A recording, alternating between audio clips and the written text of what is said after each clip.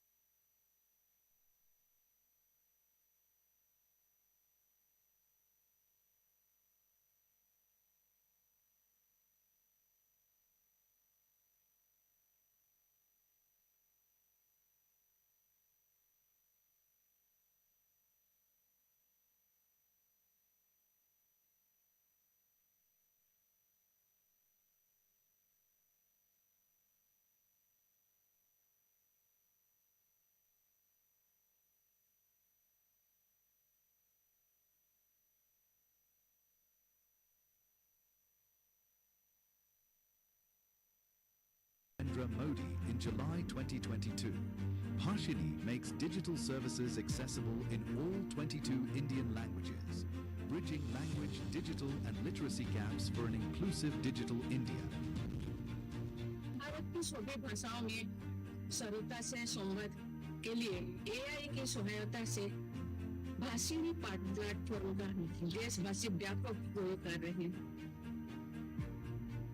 मेरा ये संबोधन अभी एआई की मदद से इसी वक्त इंग्लिश में ट्रांसलेट हो रहा है और आप में से कुछ लोग भाषिणी ऐप के माध्यम से उसे सुन भी रहे हैं।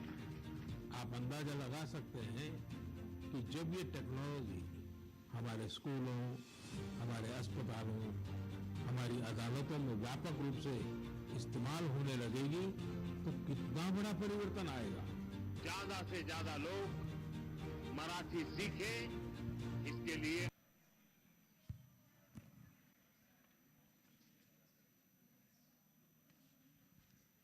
Hello.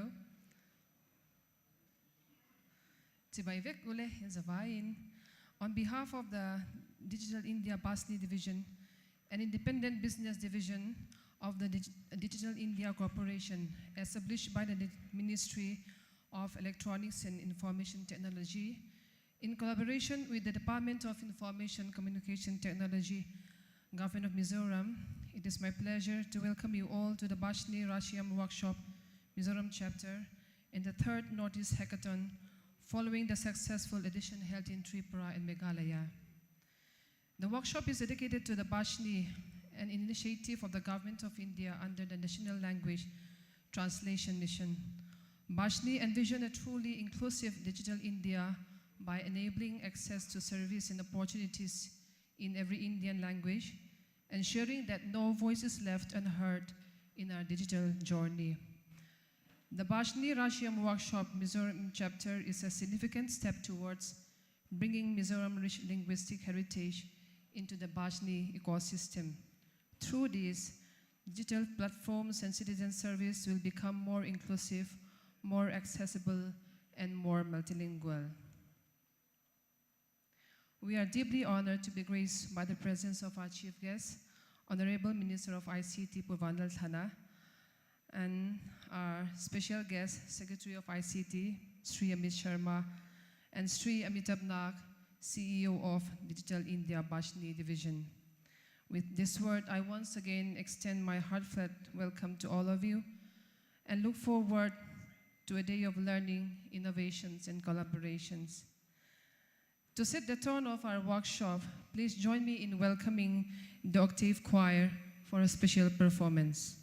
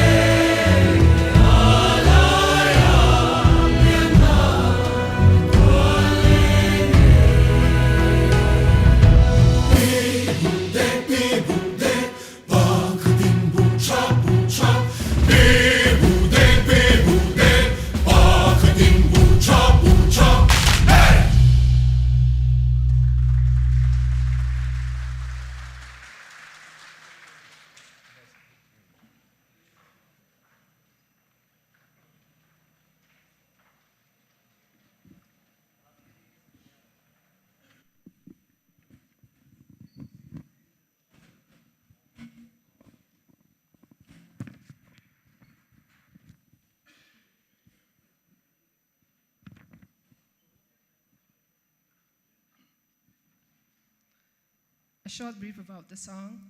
It's called Mizo Pon Tauhla, mainly refers to the Mizo children folk song. And these songs are considered to be very, very old and passed through generation to generations, especially before the establishments of schools. Children gather under the twilight, play, learn social skills and behavior in a fun and educational way. Once again, thank you so much, Octave Choir, for a melodious song. Unique touch to our workshop, we will take a group photograph, unlike many other sessions.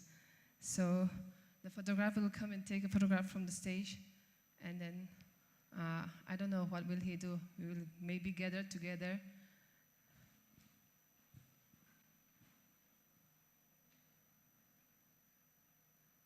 This will create a memorable moment for the productive sessions.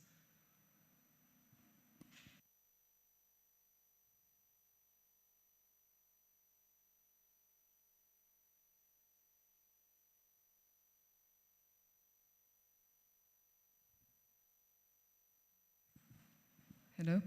I'm really regret to inform you that, as we all know, that the program sheets, there was supposed to be our chief guest, Mr. Kilera Amina. He won't be able to join our session due to the unforeseen circumstances. As we all know, that the Prime Minister of India is visiting Mizoram tomorrow for the inaugural function of the railway station in Mizoram.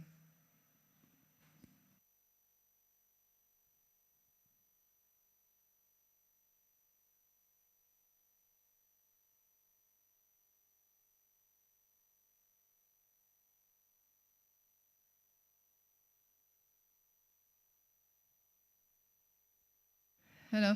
Kan thalak chung kan khong itakin hita asir malaya hian omkhom dewila chon to Mizo chon kan thut muna kan le don ya.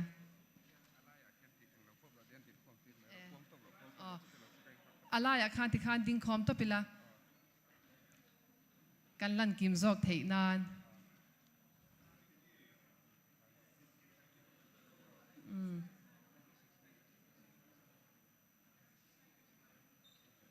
Anong lam kha chu dingila amma lam kha chu thoila ti khanin kan din vek chuan kan il bia thei dona.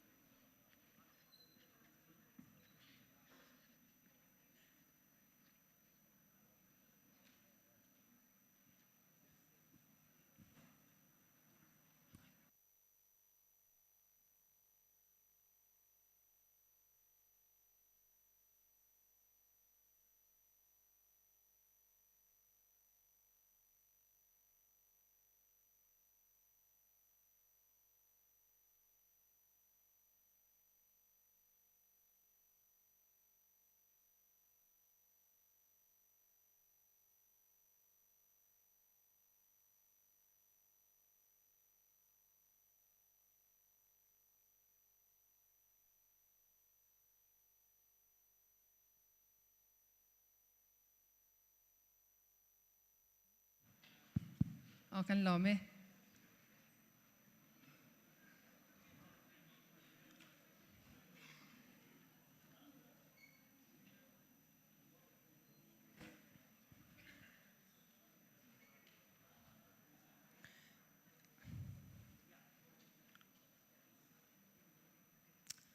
Now, respectfully, I would like to invite our dignitaries, our Honorable Minister of ICT, Puvanlal Thala, Sri Amit Sharma, Secretary of ICT, Sri Amitabh Nag, CEO of Bhashini India, to take their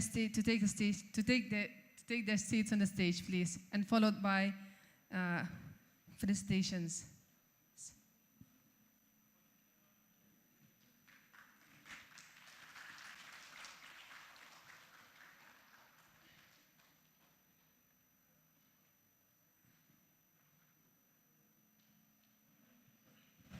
heti hian ani chuan kan inaugural section chungin stage ah hian min uap dawn ani. Please may I request Mr. Amit Sharma, Secretary of ICT, to present a token of appreciation to our dignitaries. Yes.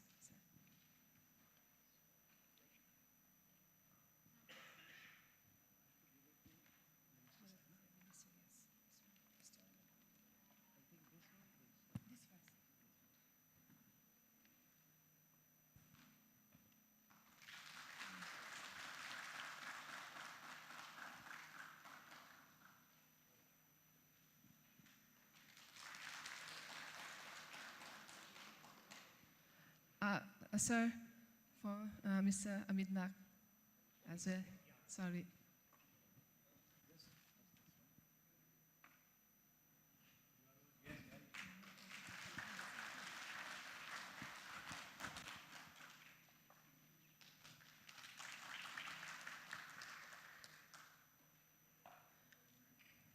To replicate the action, please may I welcome Mr. Shri Amit Nag, CEO of Bhashini, to present a small memento for our dignitaries.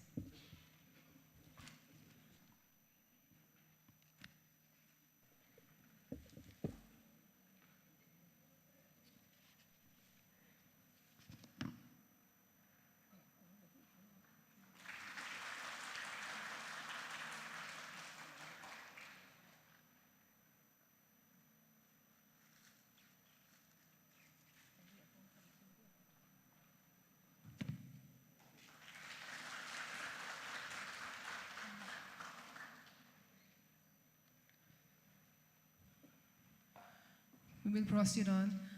Please welcome Sri Amit Nag, CEO, Digital India Bhashini Division, to address the workshop.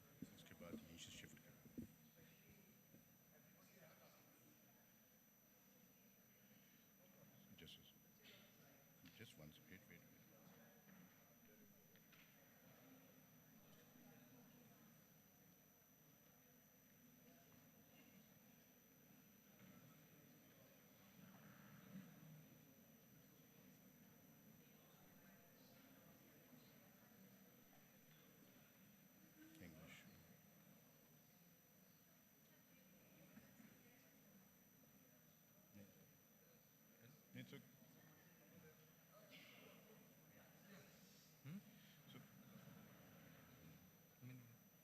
आप बताओ sir slide चलानी है पहले नहीं ये first line बोलने के बाद then slide. A very good morning to everyone. Honorable Minister, we are really privileged to have you here. Mr. Amit ji, who has been actually, taking this particular effort to get Bhashini together. So I just created a small demo for you.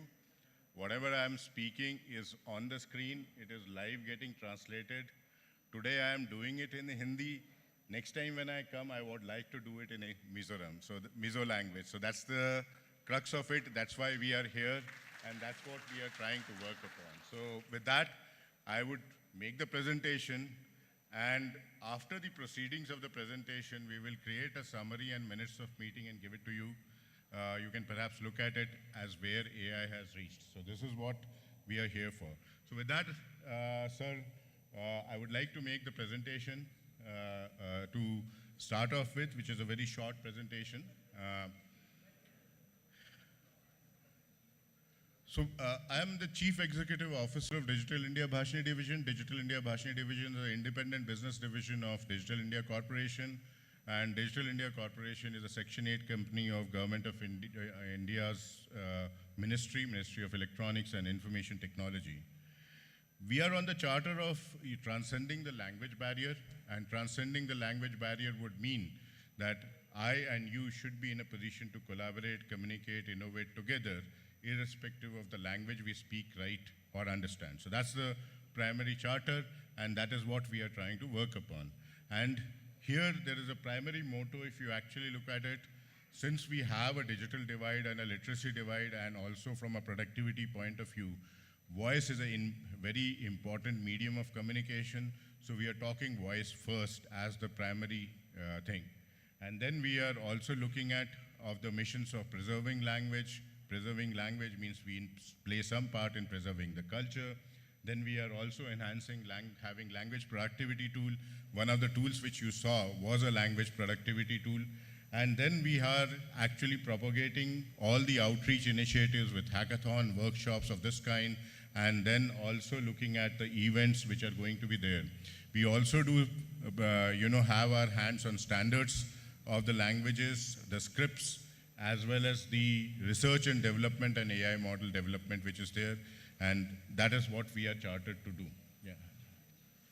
So what do we do? What are the 5 problems which we solve? We solve one first problem, that the digital system should be in a position to be understand your language when you speak, so it is digitally inclusive. That is the first problem which we look at. So whatever I speak should be understood by you. That is automatic speech recognition, if I call it on a technical thing. Then I should be in a position to translate the things which are written in one language or encoded in one language to another language, that is text to text. That is the second thing which is there. The third one is text to speech, which is basically saying that digital system should be able to speak to you in your own language, that is text to speech. Fourth is you have a lot of documents which might be there in the specific language which needs to be converted into machine readable format, so that is optical character recognition. That is another one. And then we are looking at creating the digital dictionary of the country. Many of the words which you speak, we write, your places, everything may not be known to the digital system. It may be there in the paper, but it may not be there in the digital system. Our effort is to take it to the digital system and then try to build that thing.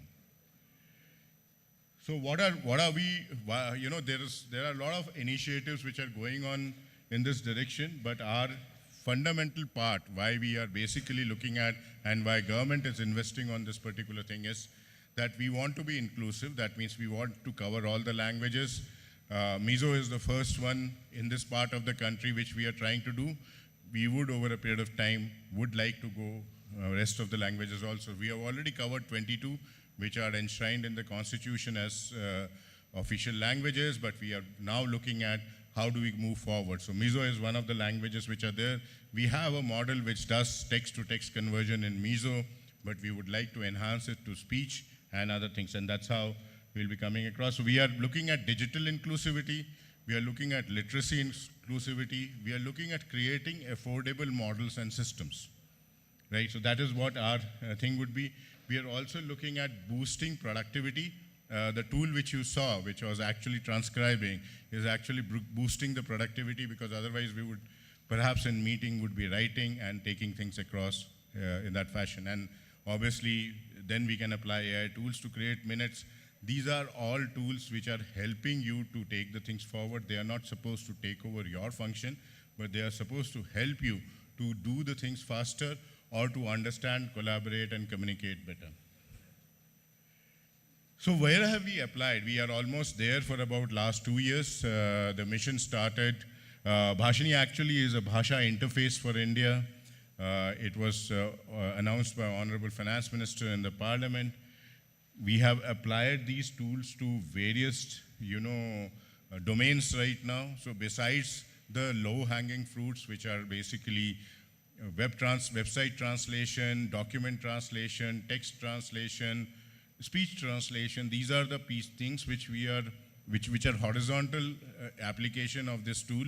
and these are already available. We are now looking at how can a farmer get advice on the crops by asking a question about the weather, about the challenges which he faces, and he gets advice through in his own voice on a chatbot or on some voice means. That is a thing which we are looking at. Agriculture, we are looking at banking, where the land records means people are looking for, the farmers are looking for loans. Loans are available through Kisan Credit. Kisan Credit is based on land parcels. Land parcels are there on state records in the native languages. We are transliterating them and presenting them to the banks so that they can give the loan. We have worked with Reserve Bank Innovation Hub on this. Justice, when district courts are generally in local language, when they move on to high courts as well as the Supreme Courts, the case diary is required in different English language. We are again working towards that to make that happen. We are working on financial inclusion so that a person can do a payment transfer on a voice-based basis. So that's again a way we are working. And then we are working with education institutes to see how multilinguality can come into the education and people are able to learn in their own native languages. So those are some use cases which are there, but we hope that we would be able to, after today, discover more of them while we implement what we have learned till now. Some of the voice journeys, which is a very important aspect for us, is about language, language availability of the locations for all these things. So we are working with Survey of India to ensure that every location or every pin code is known there. We have voice-based grievance redressal. So CP Grams or CM office in Gujarat have Bhashini implementation. Bhashini app, which is downloadable, and you can actually download it through a QR code, has got 1 million downloads now, and you should be in a position to download it to communicate with each one of them. You have, Parliament using it for transcribing the proceedings, and there are seamless translations of websites and documents which are available. We did work, how did we build this up? We worked with about 70 research organizations. That means any organization which had its footprint in AI as well as in translation in languages. And we divided them into 8 consortia. So 8 consortia actually built these models for us. And some of the institutes in the Northeast have been actively participating in that. We built about 350 models which are now hosted on National Hub for Language Technology, which can now be utilized by various people for seamless conversation through an API or a service-based layer. And you can also utilize this particular thing. You have basic challenge with building the data model was about building the AI model was about how do we collect data, because ultimately the oil to AI model is data, right? And the more the digital data, the better the model would be. And today, when you see English to be better, it's not about AI model, it's not about technical capability, all that exists in the country. It's about that we are not digitized. And we need to make a conscious effort to digitize ourselves. That means the stories which are there with nannies and grannies should be digital. The discussions which we have about the places should be digital. And all these things are supposed to be there. When we created this, what we did was that we hired about 200 plus people who went on the field, had an app on their mobile, and we were requesting all the people to actually speak on the mobile and then, write the things. So that's how we create a parallel corpus. Parallel corpus means that it can be either monolingual corpus, that means you speak, and there is a written thing which is available in digital form, and we show it to the model multiple number of times so that model starts understanding that this data means this and it has to speak this, right? It's like a child. You tell the child that this is a watch or a clock, he will start saying that this is a watch and it is a clock, and then after some time he will know that this particular figure in some shape or the form or a multiple format also is a watch or a clock, right? So this is the form. The more number of variants the child sees, the better he or she is with respect to what he is supposed to understand about it. So that's the basic thing. So there are different states which are doing different activities for data collection. We have this is across the country. So Odisha is planning Odia Dan, where they would actually involve all the education institutes, literary institutes, publications, everyone into the system to ensure that there is enough digital data available. And this is where the model accuracy would improve and the systems would improve. We already have spent about 50 crores on data collection for the low resource languages, and we intend spending more. And the idea of collecting data and building model is to let the startup and other people furnish. So there is nothing which is we are holding as an IP currently. We are open sourcing all of this for people to use it, access it. And if they collect more data, if they work harder on it, they will be able to build better things out of it. We have created the foundation layer for it, right? And we continue to create this till there is a momentum which comes in and everybody holds the baton of saying that I have to actually digitize myself and I have to make my model better, because every time they contribute during the day-to-day activity, it becomes all the more better, right? So,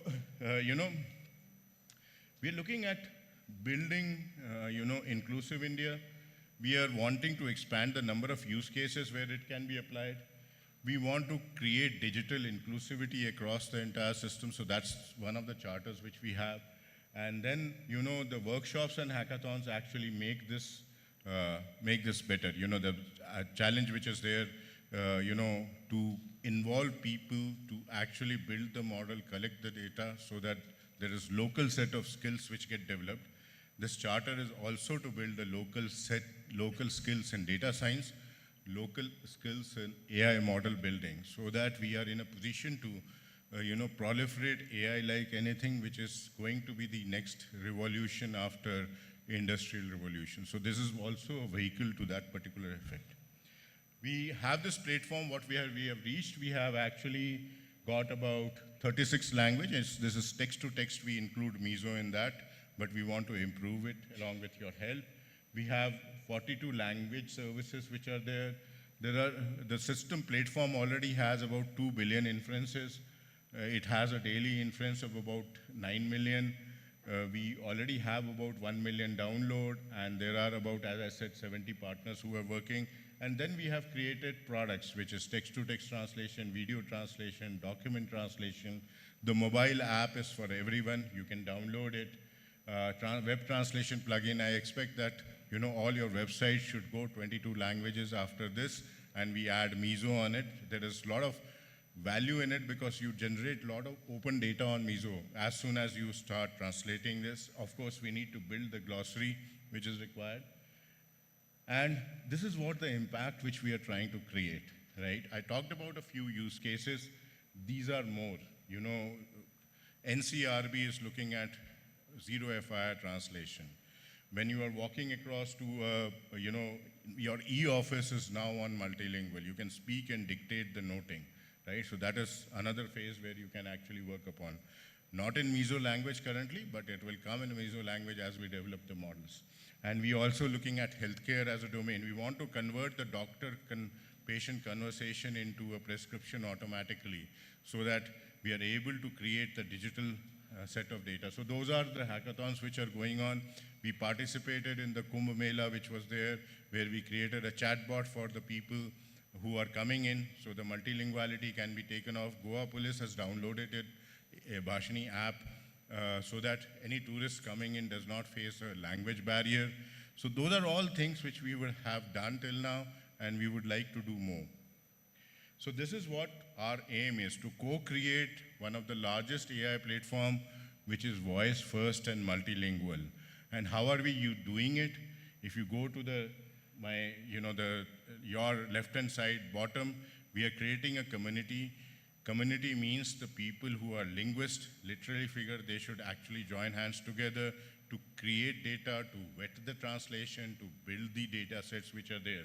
The future of translators and linguists would be data science, and there would be a lot of things which are required for that. Bhasha Dan, we want general participation so that the data sets can be built in. The benefit which the people get when they do the Bhasha Dan is that they will be able to build the, use Bhashini app, which is used for the translation. Then we have Sayogi program. The Sayogi program actually looks at how can we actually join hands with each other and make things work. Then Pravakta is something when we are doing the outreach. This is one of the outreach things, but we would like to do the outreach which are there for everyone. And then we have Sanchalak, which is our operation system, where we are offering products and services so that you are in a position to deploy the use cases and know how the art of possibilities exists. Some of it will be demonstrated today. And we, of course, have Prayog, where we are able to experiment. So this is what I wanted to, put forth to you. Our objective is to actually ensure that we are digitally inclusive, we don't have literacy divide, we are on a voice-first platform, and we create enough data for future to have the, large language models, digital models, which are actually available in the world, which is soon to be taken over by the revolution which AI is bringing. Thank you very much for having me here, and thank you very much for attending today's session. I hope you will derive the value and let us work together to make the system, society inclusive. Thank you very much. Thank you, Mr. Amit Nag, CEO of Digital India Bhashini Division. For our second addressing, may I call upon Sri Amita Sharma, Secretary of ICT, Government of Mizoram.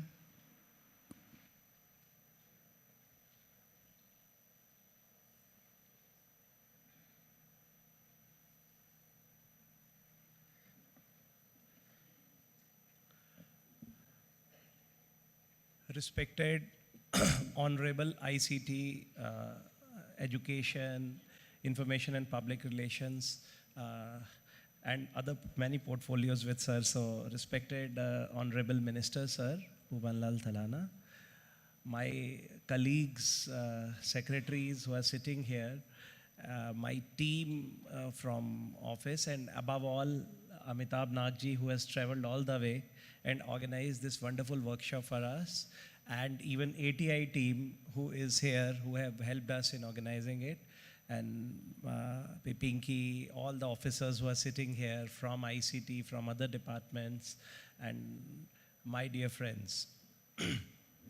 First of all, I express my deep gratitude to Team Bhashini for making it up and coming up all the way to Mizoram to organize this wonderful workshop for all of us, and with a great address by Amitabh in which he had explained everything in detail, what Bhashini is all about and what is the mission and how much relevant it is in today's time. So I think it is high time that our state of Mizoram should also focus on removing this linguistic barrier. I think it's high time that we should start working on usage of such a wonderful platform which is available and which is being provisioned by Ministry of Electronics and Information Technology, Government of India. That is this Bhashini. So this is really going to be a game changer for all of us, especially if we see the current perspective that tomorrow, another historical day. What a coincidence, it is coinciding with such a wonderful thing happening tomorrow. That is, a new history is being rewritten for our state of Mizoram, in which we will have the third major medium of commutation, traveling, that is railways. I'm not too sure how many among us have been traveling frequently in trains, and even some of us who might not have traveled in the train using only airlines as the medium or road as the medium. And in a state like ours, where actually commutation is a challenge, not only commutation or traveling of public, but even bringing goods and services. We see the challenge is still there for the improvement of road network out here. And here train would actually not only help us in 24/7 365, all the year trains will be coming and going, and our people can easily move out, whether they are going in for some kind of job-related things, health-related issues, some interviews, some preparation for the students, officers, or for that matter, even I mean to say, sky is the limit. You think that what it will do. The coaches, the goods trains will bring lot of goods. The prices will get stabilized. GDP will get a booster and whatnot. So I mean to say, with that, one important thing was missing. That is the language connect. Because people from all over the nation would also be pouring in here. Our tourism, first of all, it will get a big booster. But then the linguistic barrier had to be covered. So no better medium than Bhashini actually to cover that thing. And a workshop, I think it's an apt time to organize this kind of workshop, because we will be taking our people into level next. See, it is not that complex as some people may think it to be. Bhashini is such a stable and a wonderful platform. It is an AI intervention in which we will get an opportunity to interact with people in multiple languages.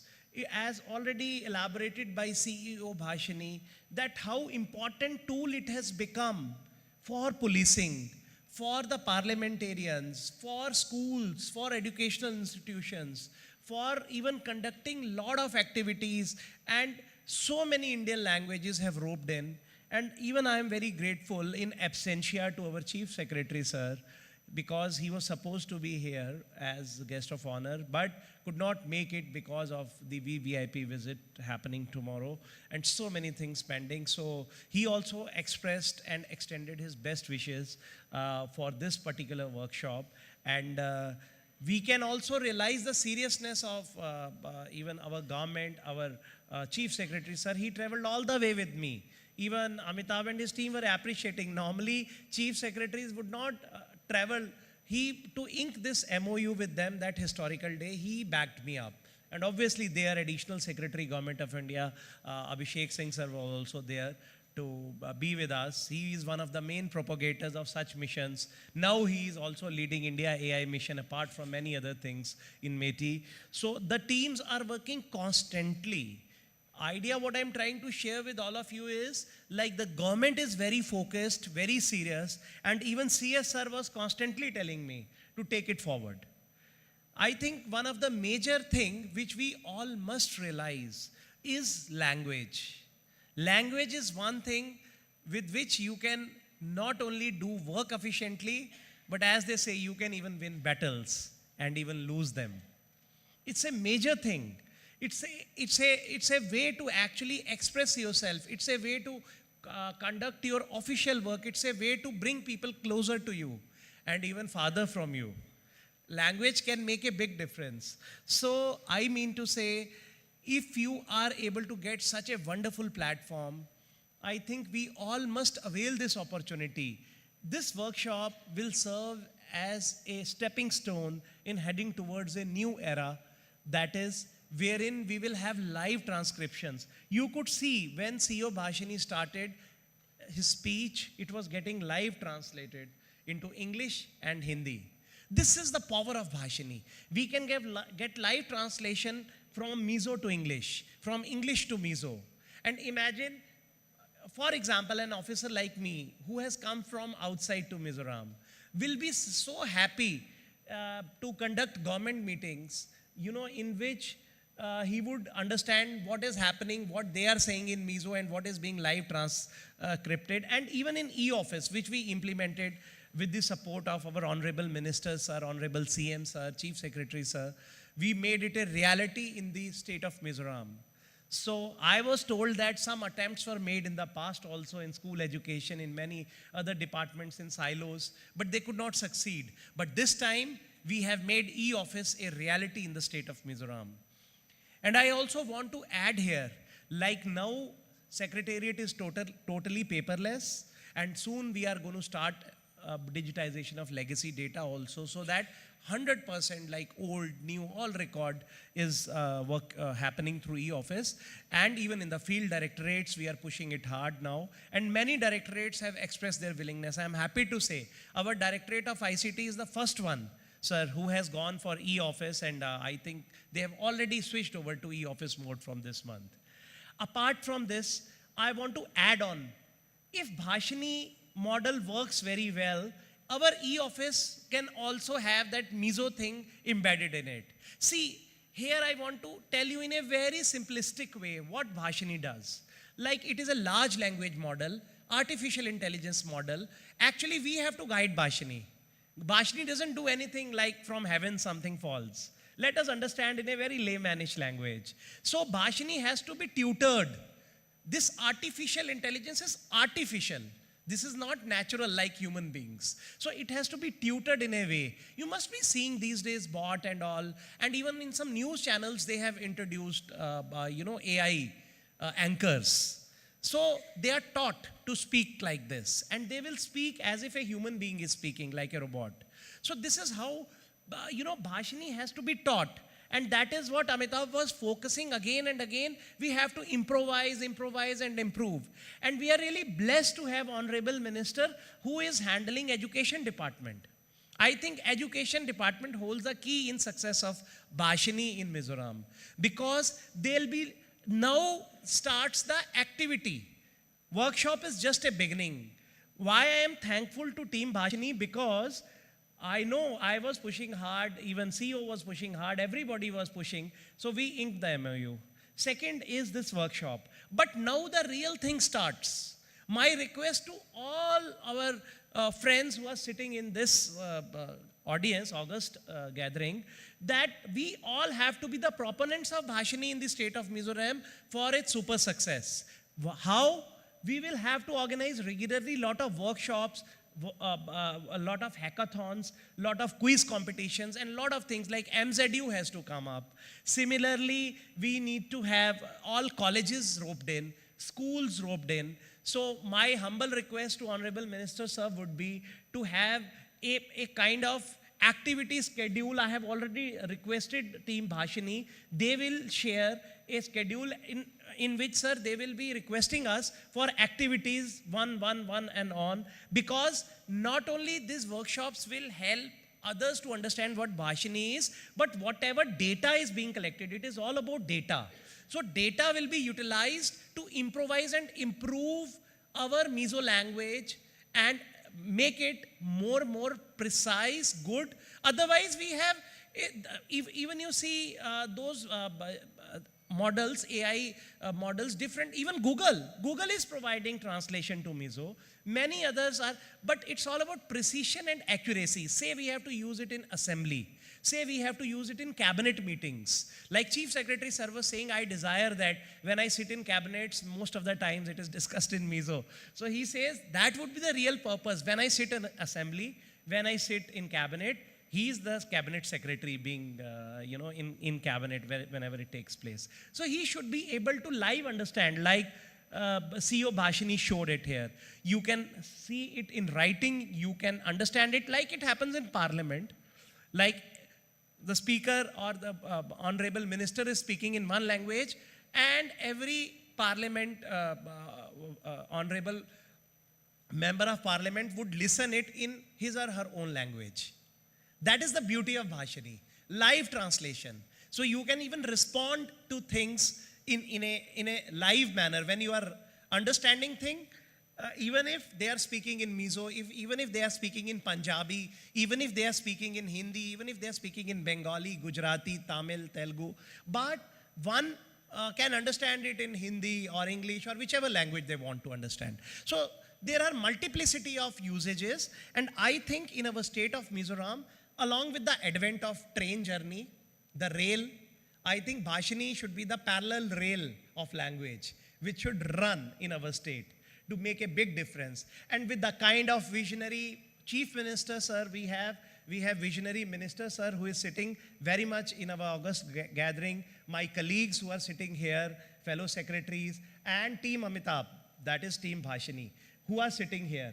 I'm sure you will not let us only go with this workshop and later on slumber, because you must have experience in the past in many states. Workshops are organized, MOU is inked, but later on it goes slow. So my request to everybody in the hall, especially to Honorable Minister, sir, to take this mission forward, sir. And luckily with education in your august hands, so I think with students we can make it a kind of revolutionary breakthrough for our people. Although these days I'm happy to share that Hindi is being taught in many schools with your kind support, and we are given multiple languages platforms, but I think this AI intervention should be taken much forward, and I am sure it will see much improvements month by month, quarter by quarter and year by year in the state of Mizoram.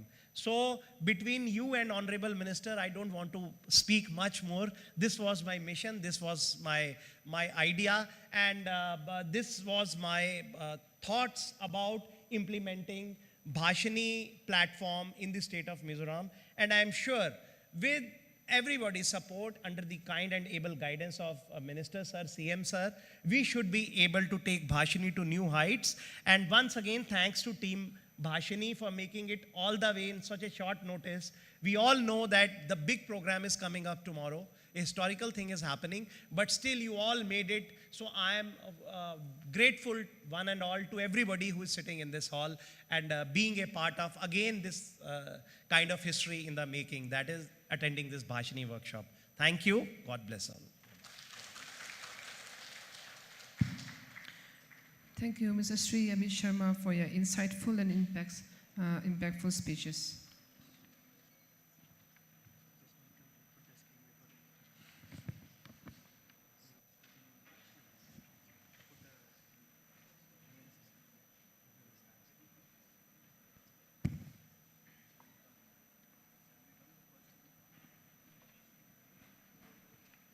Before we have a launch of Hackathon Mizoram, today we begin a new journey to preserve, strengthen and celebrate our Mizo language through technology.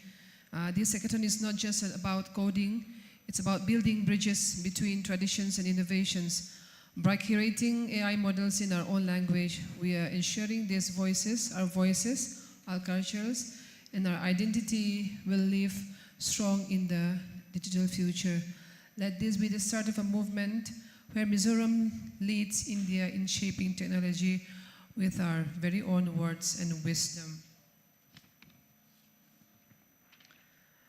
I would like to invite our chief guest, Honorable Minister of ICT, for the launch of Mizo language hackathon, and we'll have an address of the gathering of later on.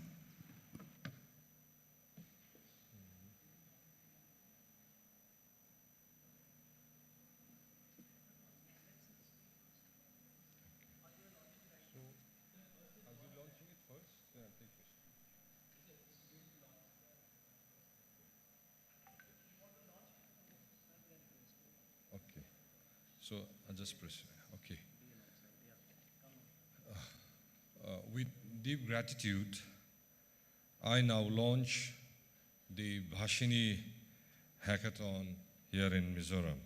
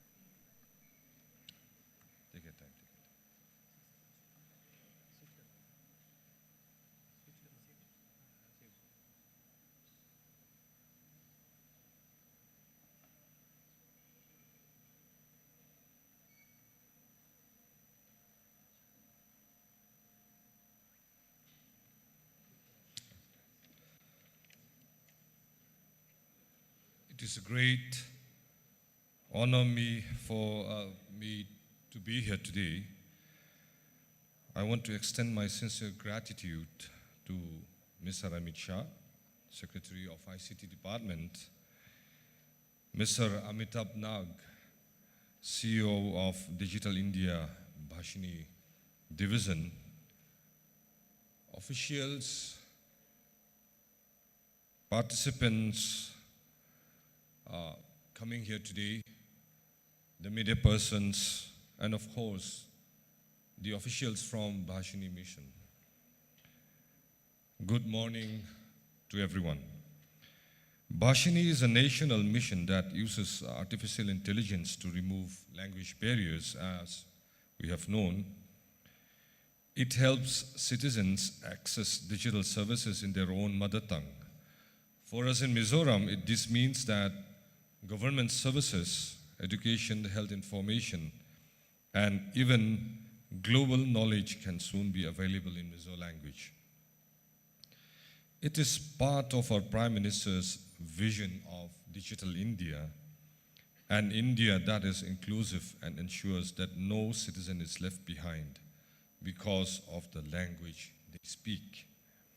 For Mizoram, this mission is not only about technology, but about our culture, our people, and our future. Many of our elders and citizens in rural areas are left behind in the digital world because they are most comfortable in Mizo. Bhashini will bridge this gap. It will also create a digital ecosystem for our language, bringing together government, industry, universities, and startups to build tools that serve our people. It will help increase the amount of Mizo content available online so that more of our people can learn, work, and grow in their own language. Let me share a few examples. A farmer in Mamit district will one day be able to check land records or file complaints online in Mizo. A student will be able to access learning materials from NCRT, Khan Academy, or YouTube in Mizo language, making learning easier and more powerful. A woman weaving a traditional dress will be able to describe her work online in her own language, and buyers across India or even abroad will be able to understand her craft through translation.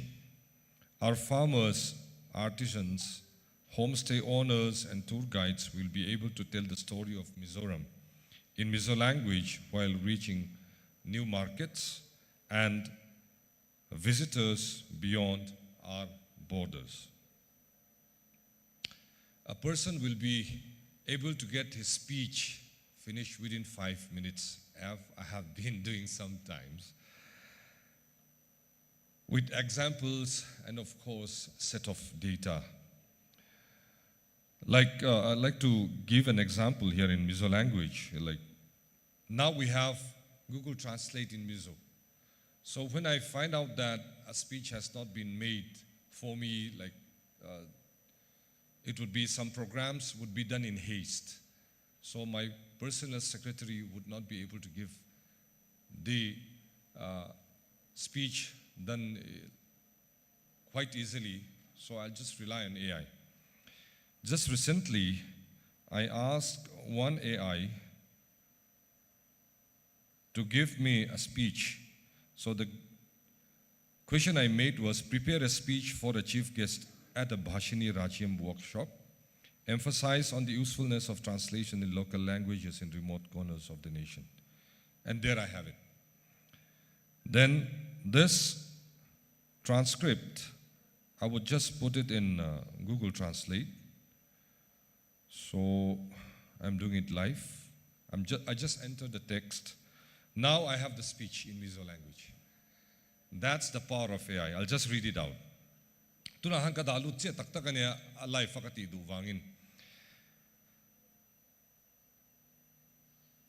But it needs to be trained, like our Secretary had said, it needs to be trained. I was fortunate enough to see how Google had changed, how it had evolved into that crude form. Now it's much better. I'll just read it in Mizo. Voin hian Bhashini Rajyam workshop hian heta hian kom the hi choi moina ro pui takani. Aming ngei po Bhashini Rajyam ani lo le kingdom of language. Hian thu manga inzom khom nam chaktakaron siama. You will know it's not refined. Refined lo ni. It's English atsuan. It's a great honor to be here today at the Bhashini Rajyam workshop. The name itself, Bhashini Rajyam or Kingdom of Language, evokes a powerful image of a nation united by words, where every voice is heard and understood, regardless of the language they speak. Dikhanita. Mizo to hanaron let khal mea tlema refine the angai chintane. So I'll just read out one thing again. India is a land of incredible linguistic diversity. We have thousands of languages and dialects, each one a unique repository of culture, history, and knowledge. Mizo tongaron le chu India ram hi tong chikrang sang rin tlak tak tak omna ramani. Tong le tong chikrang sang sang tam tak kan neya pakhat zel chu nun phung chan chin le hriat na da na mun dang lam takani. Tikhan aron le ta. So now we have this translation from English to Mizo, Hindi to Mizo from Google Translate. And with the use of Bhashini, we can have more dynamic, more, let's say, localized, more refined translation. So I was just giving out the examples of that. But what disadvantage that we can have? There's always two sides of every story. So one thing that can come up with is that we'll have problem with is scams related to finance. Because imposters, those scamsters, they would converse with all, especially all. That's where I'm having my research also. So that's why I'm pointing it out also. Those scamsters will converse in Mizo language easily to all people. And they'll get fooled. But anyway, that's like one side of the story, a very, let's say, a small thing compared to the immense advantage that we'll have with this venture. Most importantly, by digitizing our language, we ensure that Mizo remains alive and relevant in this digital era. Preserving a language is not about keeping it locked away in a museum. It is about ensuring that it continues to grow, to be spoken, to be written, and to be used every day, including the digital world. This workshop is an important first step in that journey. Today, you are not just participants, you are the architects of Mizoram's digital future. I would like to point it out again. You are the architects. So you play a vital role in digitizing the Mizo language. I urge our students, linguists, professionals, and officials to become the digital soldiers that this Mizo language needed. Your contributions, whether it is through texts, voices, or translations, will power the artificial intelligence that makes all of this possible. Let's train the AI in every way that we can. On behalf of the government of Mizoram, I assure you of our full support under the leadership of our Chief Minister, who is very conversant with the digital world, and of course the ICT department working as a catalyst and the liaison between the different stakeholders. We are committed to making Mizoram a leader in digital linguistic technology. Let us together put our hands so that no Mizo is left behind in this digital revolution. Let us build a future where technology speaks Mizo. With these words, I am honored to formally inaugurate the Bhashini Rajyam Workshop Mizoram chapter. Thank you.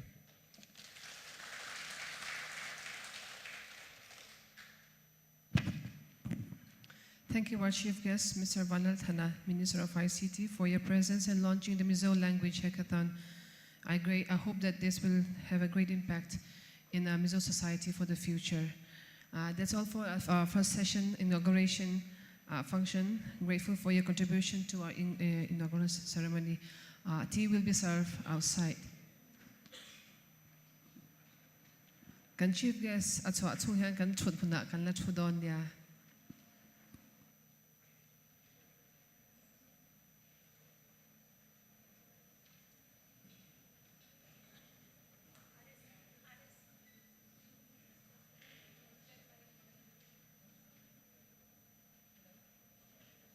Hello.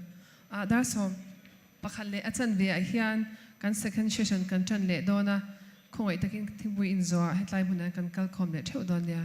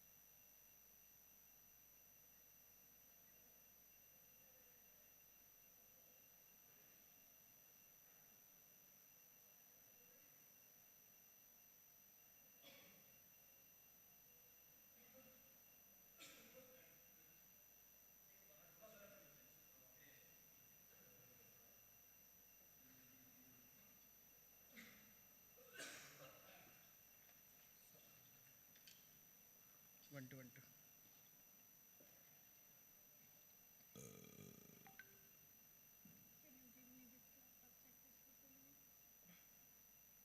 देखिए ये अच्छा इसमें ना auto अलग save से हो गया ना? हाँ। पिछला वाला भी सेव हो गया, ये भी हो गया। वो कहाँ है? Song was good यार, I really like that song. मेरे को तो सबसे चीज़ मोटी सी लगी थी लीड जैसी पहले नहीं वो पूजा पूजा पूजा क्या हुआ? हम बोल रहे थे पूजा पूजा। नहीं वो गाना था पूजा पूजा।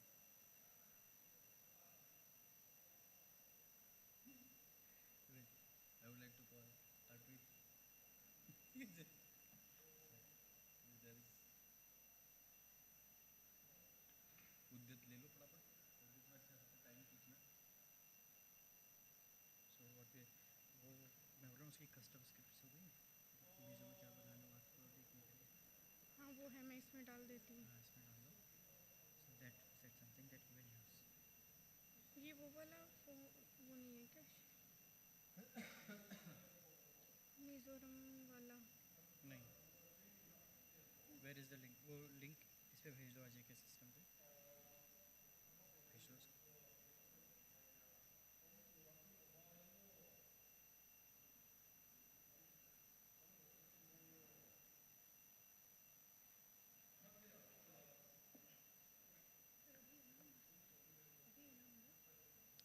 अजय के बाद Ajay will share the Mizo language ये फॉर एंगेजमेंट प्लान, फिर will start with Udyat. Udyat में will cover what are the services system. Onboarding के टाइम पे will have you to cover the onboarding system, फिर ट्रांसलेशन। हाँ ऑनबोर्डिंग पोर्टल में कि कैसे this is you can show the system and then we can have what we call, फिर हम अपने एप्लीकेशंस वगैरह में देखेंगे। सो अनुवाद, हाँ हाँ but then you don't need to full register, जैसे बताओ कि साइन अप फॉर्म है and then you log in and say that let's say these are the services how you can make a request and access for it. Yes yes हाँ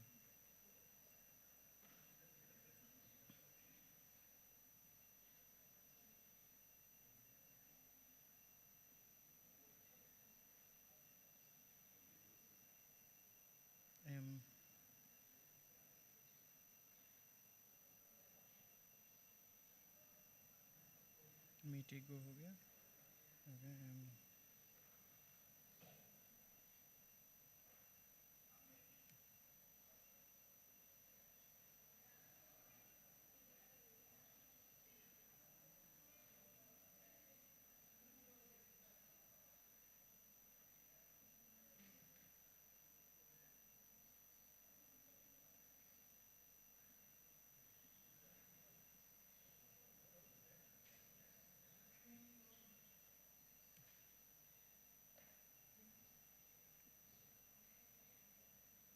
महाराष्ट्रात आपले स्वागत।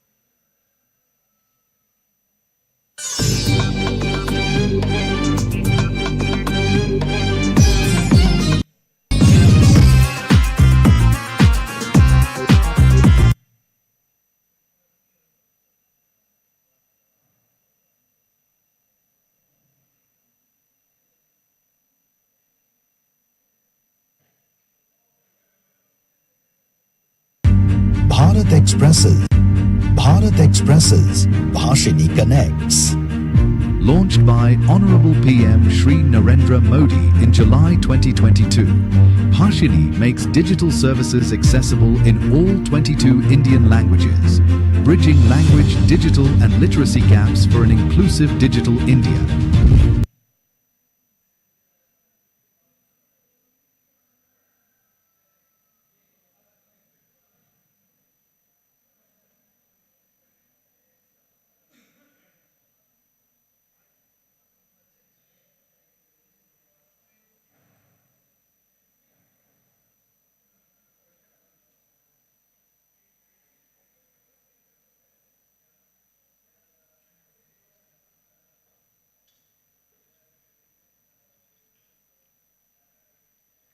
Download documents दिखाने वाले documents करने download. वो मैंने लिंक भेजा। हाँ ये रहा। हाँ ये सर्कुलर सर्कुलर एंड आर्ट वाला कर दो। Circular art and culture. और एक ये नॉर्मल कर दो। ठीक है। इनमें से कोई भी एक कर दो। और इनमें से कोई भी ये कर क्या दो। था? ये रहने देना, ये तो मिज़ो में, ये हिंदी टू मिज़ो होगा नहीं, तो ये वाला कर दो बेसिक इंग्लिश का एक। ये टेस्ट कर लिए ना सारे? हाँ। और वो चित्रानुवाद वाला इधर जाओ, स्क्रॉल डाउन, ये रही चित्रानुवाद। ये वीडियो नहीं, वो डेमो वीडियो नहीं। ये वाली होगी फिर। हाँ कि ये वाला वीडियो इज इन दिस। ये एनहांस्ड ऑडियो कर दो, ये मैं उसमें डाल दूंगी। और चित्रानुवाद। ठीक है। सो ये we have to show this.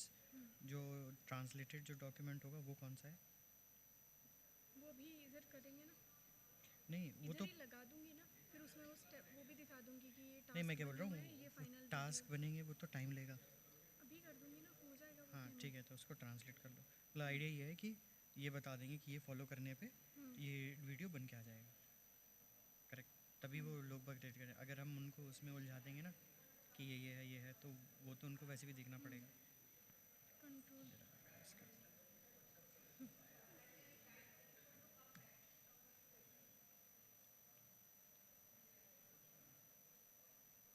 ये नीचे वाले ये हाँ, ऊपर वाले दोनों में प्रोजेक्ट बनाने का वही नहीं है एक्सेस। वो दूसरा रोल होगा।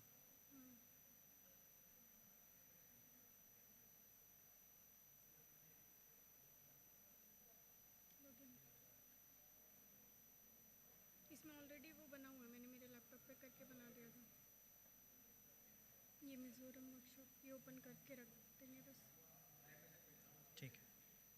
ये हो गया चित्रानुवाद, लेखानुवाद। लेखानुवाद का भी लॉगिन कर लो। लेखानुवाद हो गया, चित्रानुवाद हो गया, वेबसाइट ट्रांसलेशन प्लगइन। अनुवाद ये अभिलेख के भी क्रेडिट्स मैंने मंगवा लिए हैं निशान से। नहीं अभिलेख बोल दोगे ना? अभिलेख का। अभिलेख, संसद अभिलेख। You have the script ready right? Script हाँ बोल दूँगी। यूआरएल क्या है इसकी? संसद। मैं दे रही हूँ। वो शीट में देखो ना एक बार, शीट में क्या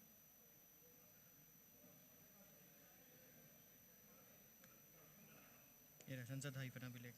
हाँ इसका क्रेडेंशियल्स ये नीचे होंगे। निशान डेबिट 1 2 3 4 5 6। इसके फॉरवर्ड पासवर्ड में इशू चल रहा है। ठीक, ये हो गया। हाँ, so there are number of, you will be able to explain it right. Just give them a good brief about the Sansad Abhileख और ये, and then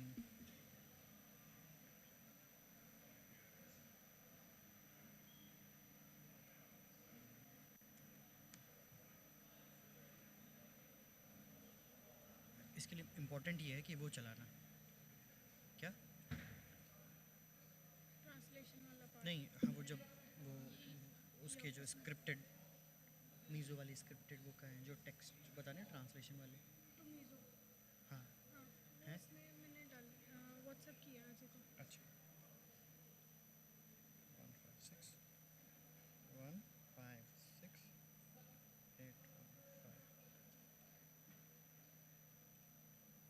अजय को ये। हाँ कहाँ है ये वाली? हाँ अब देख लो एक बार। ठीक, या ये बराबर है। Yes. That's something we'll use. Correct. तो इसको दिखने की ज़रूरत नहीं ना। I'll just use this. Correct. ये तो अपन को बताने की ज़रूरत नहीं है। ये हम ये तो इसके लिए मंगवाए थे। मेरे को डेटा वाली शीट के लिए चाहिए। अच्छा, तो कौन सा है फिर? ये यूज़ करना है? नहीं। हाँ हाँ यूज़ कर लो। अब मैंने उसमें मुझे मीज़ो वाला पार्ट चाहिए था ना, इसीलिए वेट कर रहा ओह अच्छा, ठीक है ठीक है। हाँ, सो तो बस इसको यूज़ कर लेंगे इसमें Mizoram national correct Deepika madam hello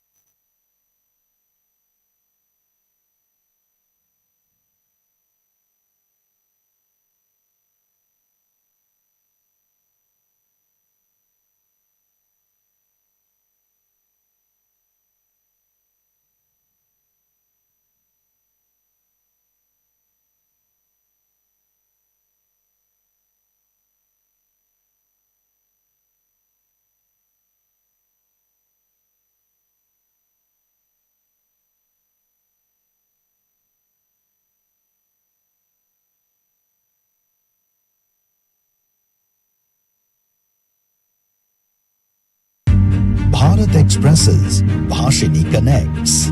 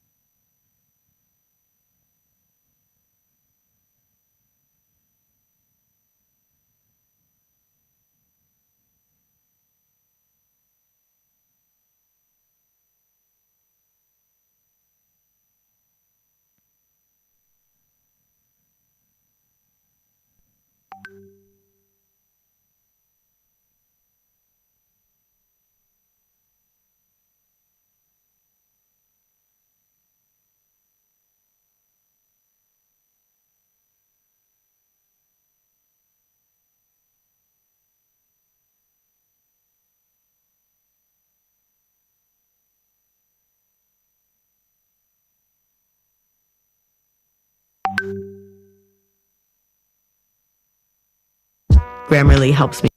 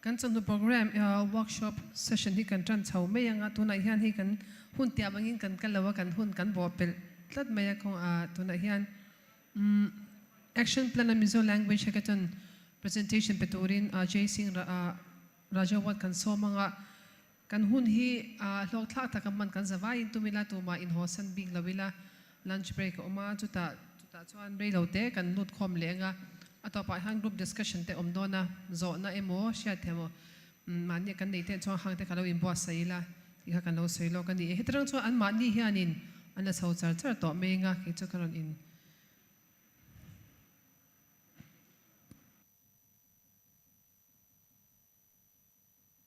Action Plan on Mizo Language Hackathon, addressing by Mr. Ajay Singh Rajawat.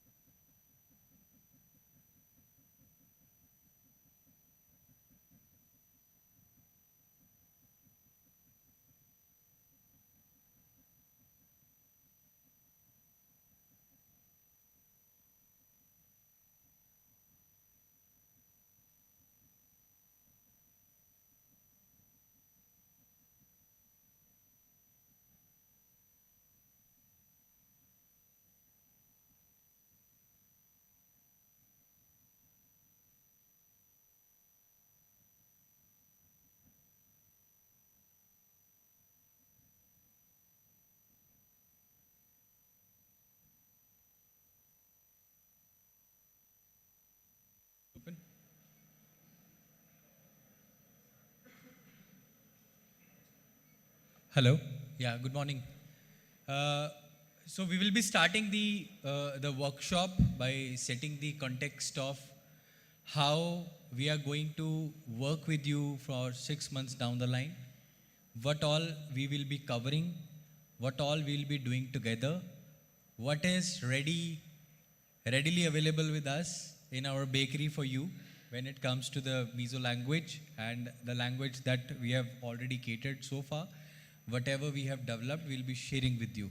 So I'll give you a quick gist of how we are going to set the context for the Mizoram for next 6 months, how we will be working with you to strengthen the language, collect the data, working on the use cases and applications. So we have created a draft action plan for that. Can you make it a slideshow, please?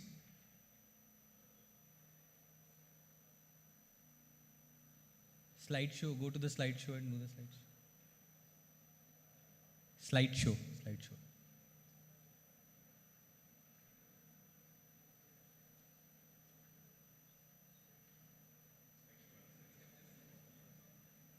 Okay, that also requires tutoring. Okay, I can't switch it. So can you just move to the next slide, please? Yeah. So this is the 4 pillars that we are going to discuss. So Sir also mentioned, and my colleagues will explain you about like how we are going to work with you for 6 months down the line. There are 4 pillars, and for all those 4 pillars, we have defined the planning and exercise for each and these 4 verticals that we are having. Udyat is something that whatever we are having, we will be sharing with you, that we are having the applications that we have developed. We are having Bhashini level coordination with like ma'am was interacting with me, working with the academic institutions to work together and introducing the state departments to the technology. So we will be connecting with the separate departments separately to understand their use cases and how you can actually use our applications what we have built so far. Bhashini Mitra is a vertical in which we will be working with you to get the data as is available with you that can be used for the further training of the Mizo model that Bhashini is having right now. When you go to the Bhashini Anuvad website, you will see the English, like Indian language to Mizo language translation pair is available. You can do it. It's having very less accuracy, but how to improve that accuracy, we have to work on the Mitra part. We have to set up the working group with the academic institution here. As I met few people from the HEI side, they were saying they're already working on the language. So how I can create a working group to work and push the task that's already being done. App Mitra is another pillar in which we will be building applications with you. I met some people from the forest department while having the high tea, and they were saying, can we build some chatbot around it? Yes, we can do it. We are having a dedicated pillar of App Mitra, in which we have just today launched a hackathon, that is a Mizo language hackathon. We will be explaining what this hackathon is all about and how your contributions will be required to make this hackathon success. And the last pillar is the Pravakta, in which we have to celebrate the rich culture of the Mizoram through the languages. We still have some personalities here, like I was coming from the airport, I thought, is there any personality on which the name of the airport is there? He said, no, I'm not aware about it. I was also not aware about it. So can we celebrate these personalities of the Mizoram, rich culture, the language, the dialects? We serve it through a Bhashini Utsav page. We are having a dedicated page where we push this information so that they cross country. It can be published and people can learn about it. This is the planning and foundation setup that I just mentioned. Next slide.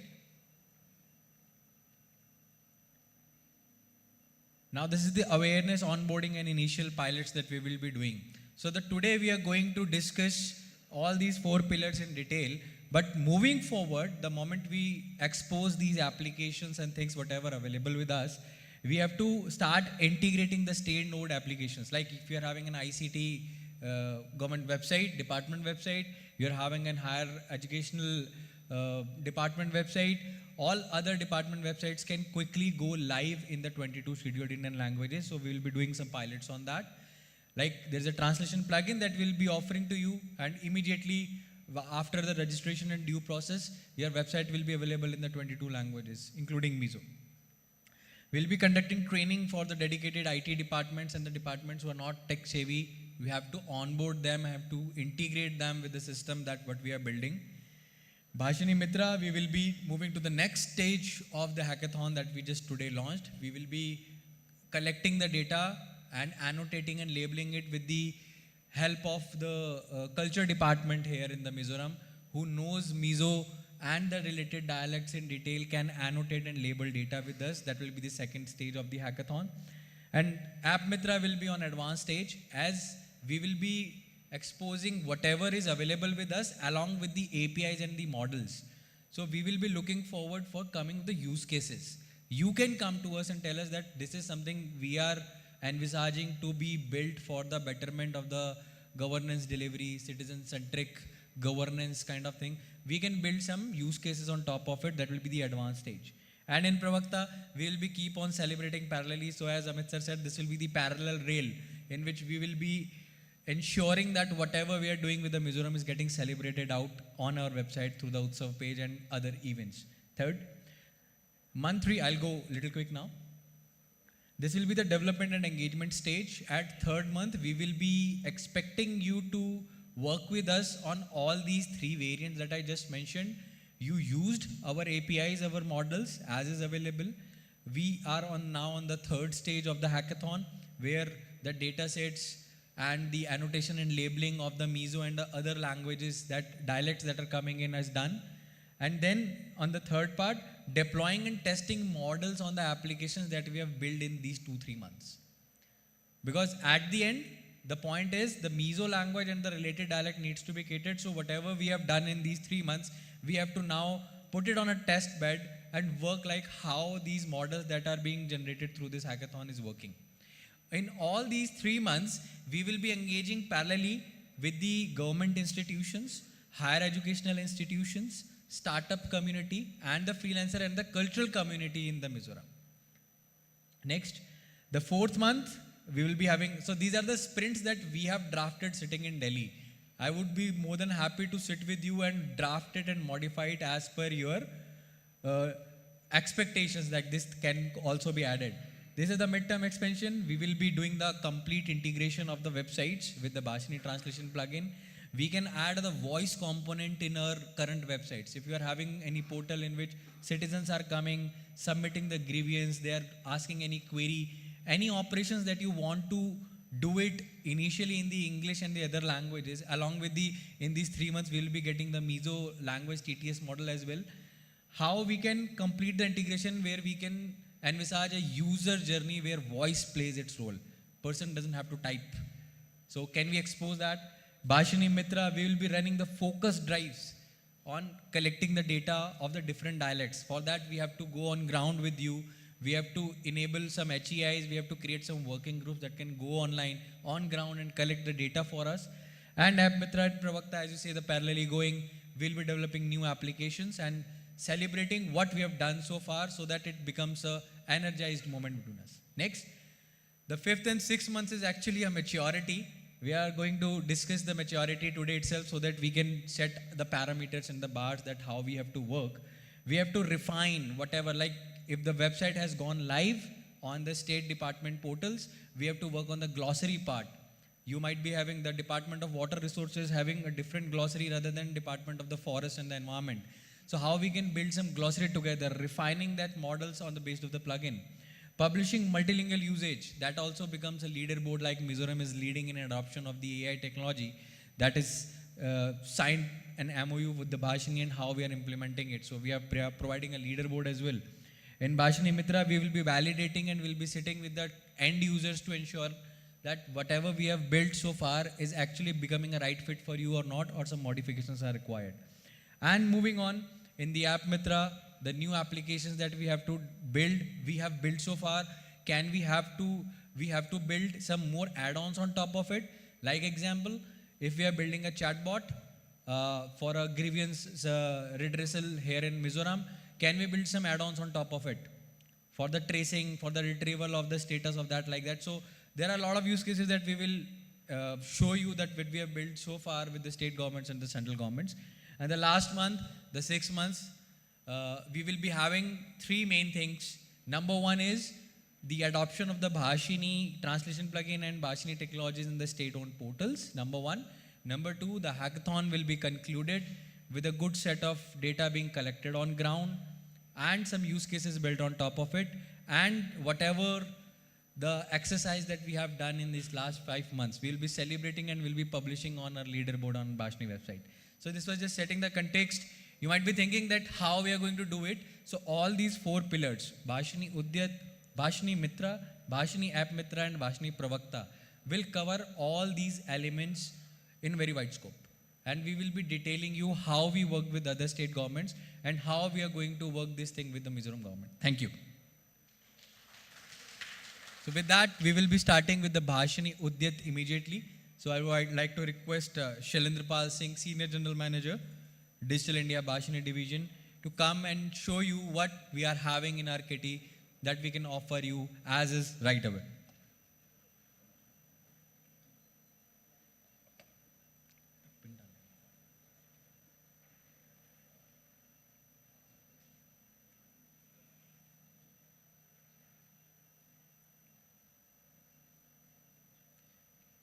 Good morning, everyone. My name is Shailendra Pal Singh. Thank you, Ajay, for providing the roadmap to all of us. Before we start and cover Udyat, the next section of the workshop, I just want to check with you, how many of you know at least 2 languages? Please raise your hand. It's a good number. How many of you know 3 languages and more?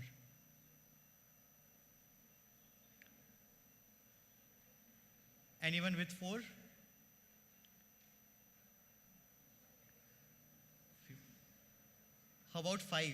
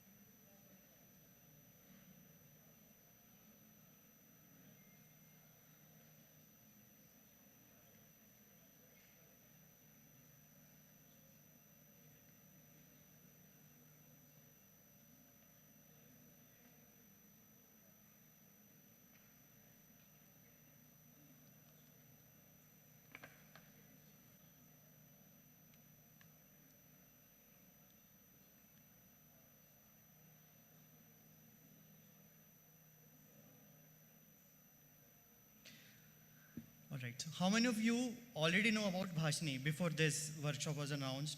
Is anyone aware of Bhashini system anyways, or gone through the website at least once? Okay. Can you please help me? What is the URL for Bhashini? Okay. So it's bhashini.gov.in.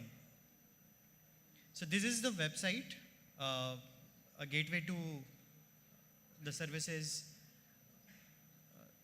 solutions across languages is this is the landing page. We'll cover specifically around Dadyat. So we'll cover home, about, Arpan. You will see our services leaderboard. Arpan is our system where whatever we have developed, we are given this interface. It's basically offering, and the moment you click on it, these are the different services that we have as on today available within Bhashini ecosystem. We'll talk about it one by one. So as on today, the system support 36 languages from text to text, and with speech we have 22 languages. When we talk about speech and text, we'll cover one by one, and we have live demos and system overview also at the same time. So if you look at it, we have this system which covers,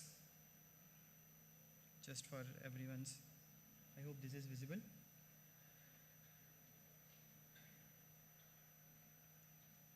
These are the different services we'll cover one by one. Few of our friends are talking about what are the different services, so we are going to cover it one by one. Neural machine translation, meaning text to text.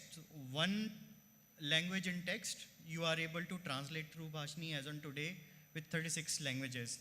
So if you look at it, this horizontal bar, and if you click on any of this, if you see this 36 is written, it means 36 languages. These are the different 36 languages being covered as part of translation, in which Mizo is also one of them. Though we have certain things there, we'll cover that aspect as well. Now we have a text to text. The next we have automatic speech recognition, meaning whatever I'm speaking as on today. So we have given a demo in the morning session where sir was just speaking in English and it was getting transcribed for you in the real time. So that is what automatic speech recognition. So the computer is able to understand the text, whatever you're being spoken. Just opposite of it is text to speech. You're giving text to the system and system is able to generate audio for you. So that is text to speech, is available in, again, 21 languages. Then we have transliteration. Transliteration is meaning most of us use WhatsApp, and when we type anything in English, right, we type it, right. For example, in Hindi, I want to write "main gaya tha," so I'll type in English using Roman script, right. With using Roman script, I'm able to write it in any other 21 languages of India and vice versa. And after that, we have other services, but 5 base services that we have is text to speech, automatic speech recognition, translation, transliteration, and OCR.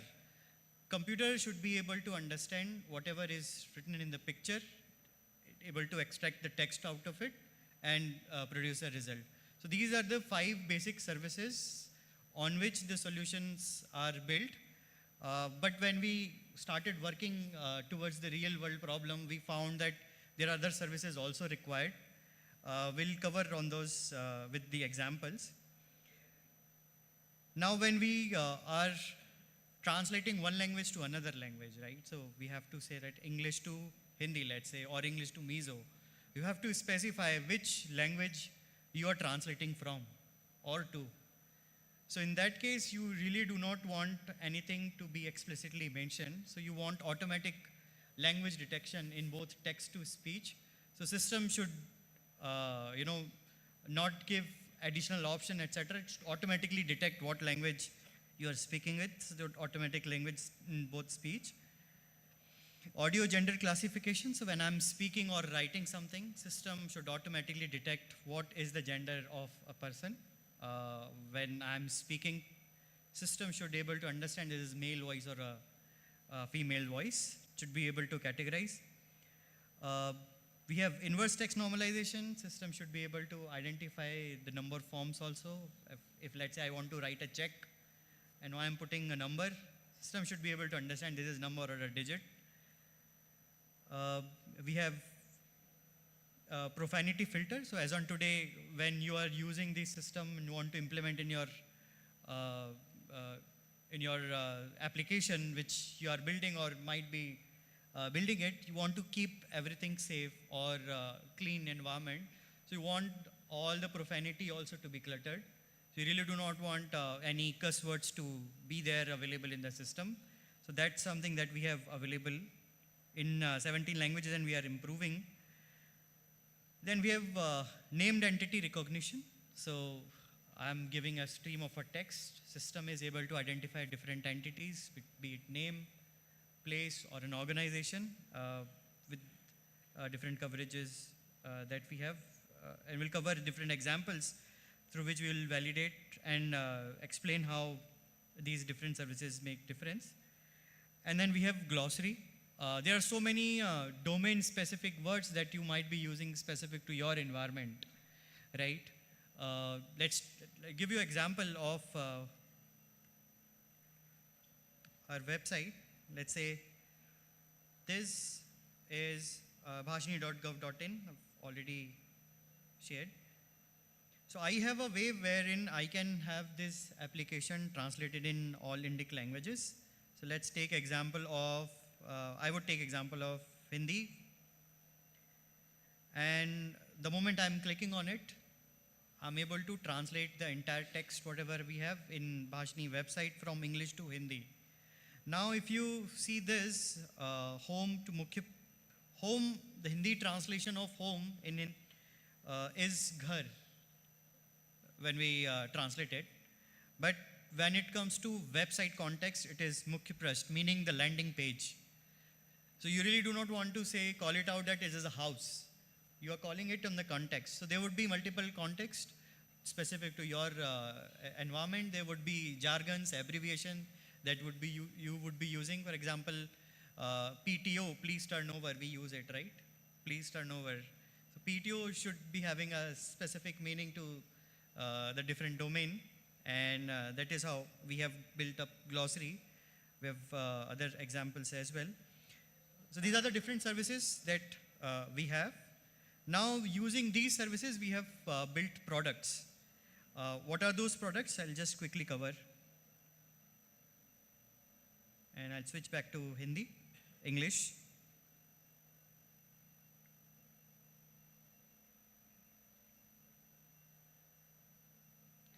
So whatever different technologies that we talked about, we have solution called Anuvad.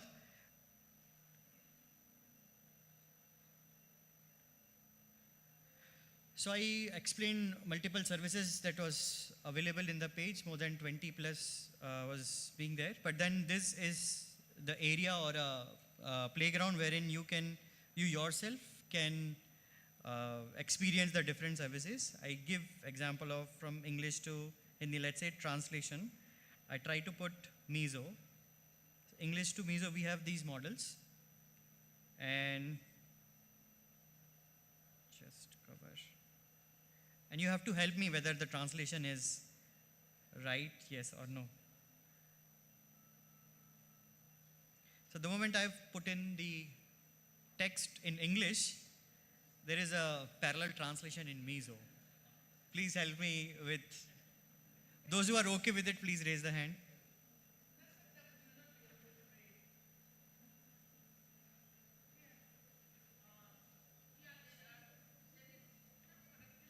Correction required. Okay. Any other feedback? I mean, all right. So I'll use another example.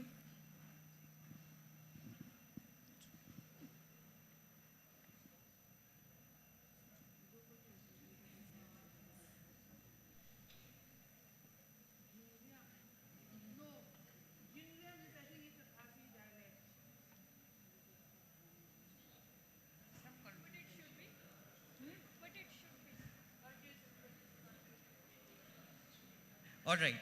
So, Mizo culture is celebrated through vibrant dances. Jingriam is never a Mizo term. all right. So I think it's a Khasi term. Okay. Yes. So, I mean, Yeah. for that only we are The entire, I mean, like, sentence is wrong. wrong. Okay. So, what you need to do and how you can help us here is the moment you see the translation is not right, what you have to do is simply go here, read the translation, you're not happy with it, or you describe the issue, whatever you are explaining, and put it there what exactly the right translation.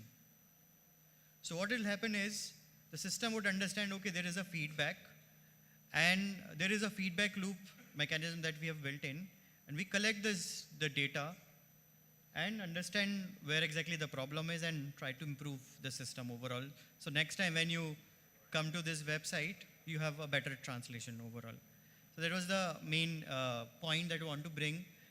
Things to take care of on model. My colleague would also explain what kind of data we would require from you to make these models better. So text to text is one where you can do this text to speech, whatever I will be speaking.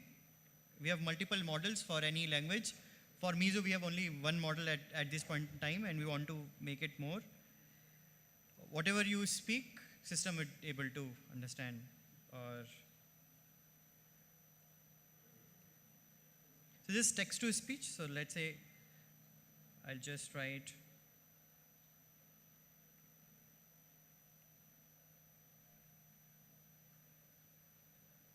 sorry.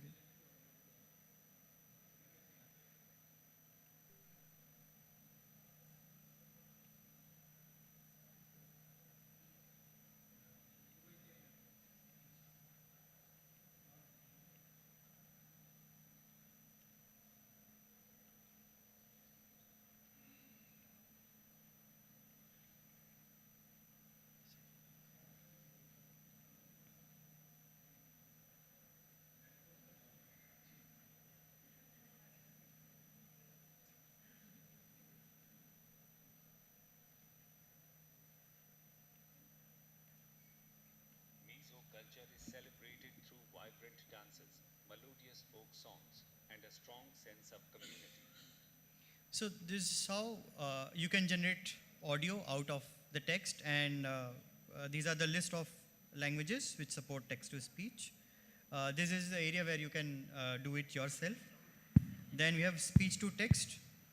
Another example, whatever I speak.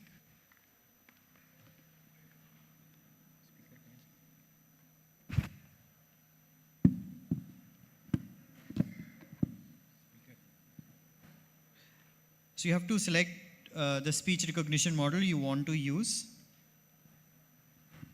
You're giving the text and it is generating audio for you. So this is another example. So by combining all of those, meaning automatic speech recognition, you're generating a text. Then text to text, you are translating one text to another text. And then the translated text is fed to an engine and you're generating a sound. And that is how, combining all of this, you can create a pipeline through which you can generate one audio, sound, one language to another language in speech. Speech language detection, be it text or audio, you should be able to do that. So as on today, if you are a user, you will be able to do the translation for 1,000 words. But upon registration, we have an onboarding portal. My colleague would explain how you can register yourself. By registering and getting the approval, this capping of 1,000 characters would be removed, and you should be able to do the translation across multiple languages seamlessly without the limitation. Back to the different products, we have Chitranuvad. We are able to do a video translation using this tool. Lekhanuvad, we have a document. You must be having a lot of document in PDF, Word, or DocX. You should be able to do the translation. We have Bhashini mobile application, already crossed 1 million download. I mean, while we are speaking, we have launched a new version of Bhashini application. We'll give the demo of it. But if you get a chance, you please go to Play Store and you can download the new version of Bhashini mobile application and experience the similar services that I explained there. And please provide the feedback also. Play Store, Bhashini application is the name. Bhashini translation plugin is already gone live for more than 250 websites. By applying a very simple utility on top of your existing website, you are able to give the visibility of your website in 22 languages, 36 languages, in fact in some scenarios there and then. We have Vani Anuvad system, which is speech to speech. We are going to provide the demo. Before I call my colleague and explain the different products, I just want to take you through examples of Bhashini translation plugin. I talked about bhashini.gov.in, already shared how you can do the translation.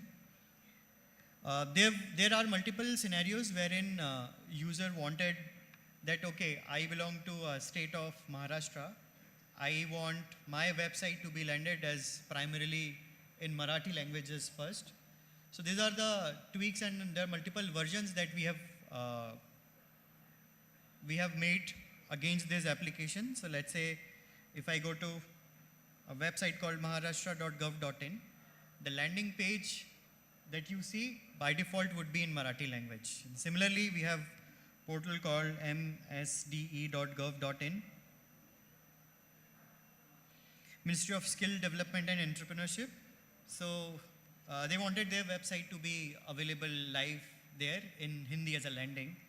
So there are multiple utilities and customization available with this tool. So you can do the translation there with your customization, which language you want, whether you want to call it out, also speak out as well. So that also a feature available with that. Imagine this is your website in Mizo. To gain more accessibility and to serve more citizens, you have the ability to speak it out also. So the moment you tap on it with the plugin, you have the ability, just the moment you click,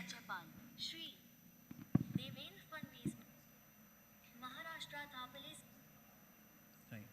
So it is able to speak it for you. So a lot of people are not able to read it properly, and we want that service to be available. So system is smart enough to be customized in that way.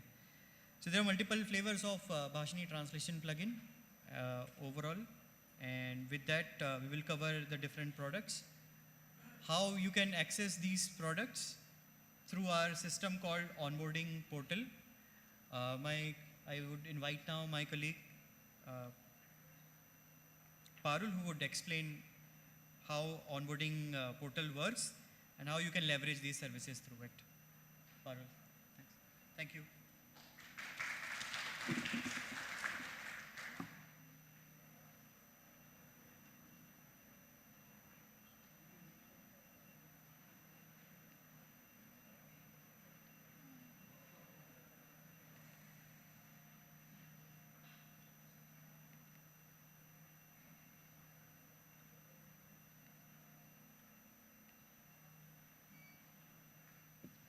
Good afternoon, beautiful people of Mizoram.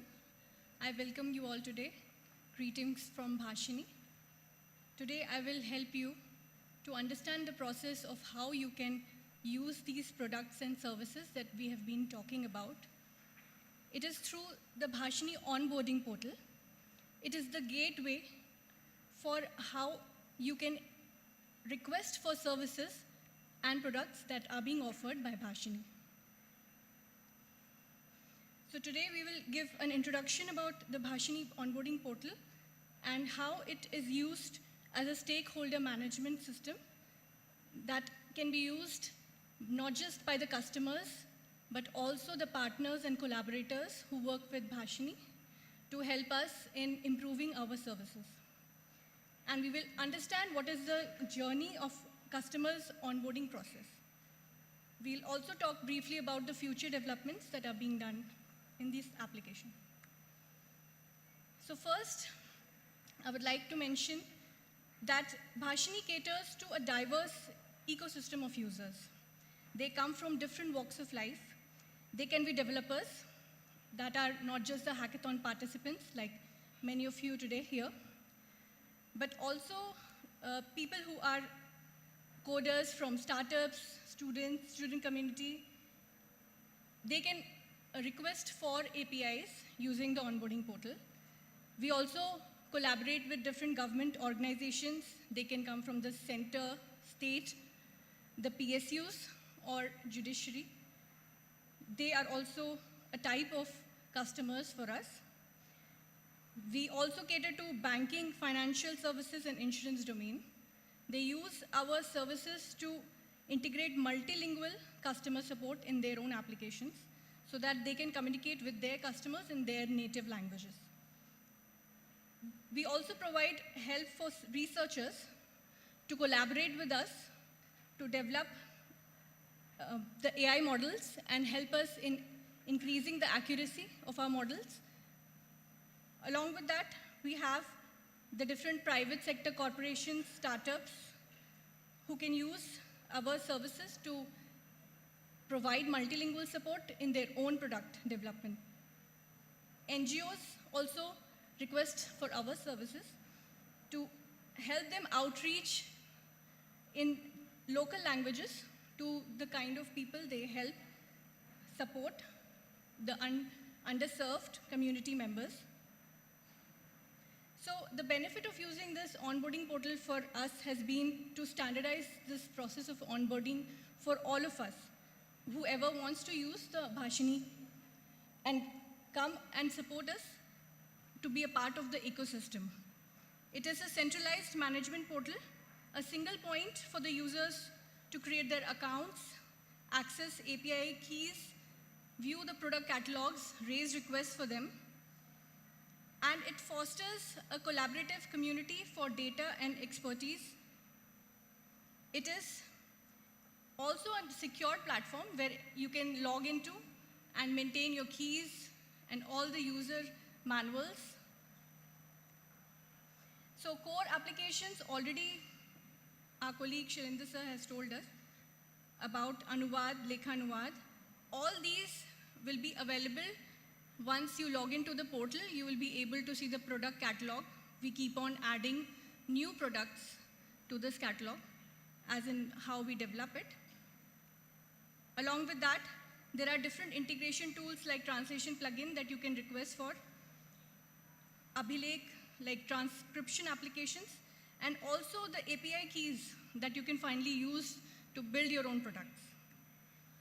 So this is the brief journey of how it is going to be for you when you start to onboard with Bhashini. So the first step is the customers come and register and complete their profile. This is an important step because here we are collecting all the important details about you so that we can understand what kind of customers are reaching out to us, from which departments, which walk of life, and help cater our solutions around what your expectations are. The customers will raise requests. This is the second step. The manager will review the customer's profile and all the use cases that you are requesting for. So you will tell us in brief that this is the product that we want to make as a developer community or a startup, and this is the reason why we require your multilingual services. Once the manager reviews the profile of the customer, understand the use cases, only then they give the approval for it. It's also important to mention here that currently Bhashini is offering the services free of cost to everybody, and also require your support from the community, from the researchers, from the linguists to help us improve our products and services.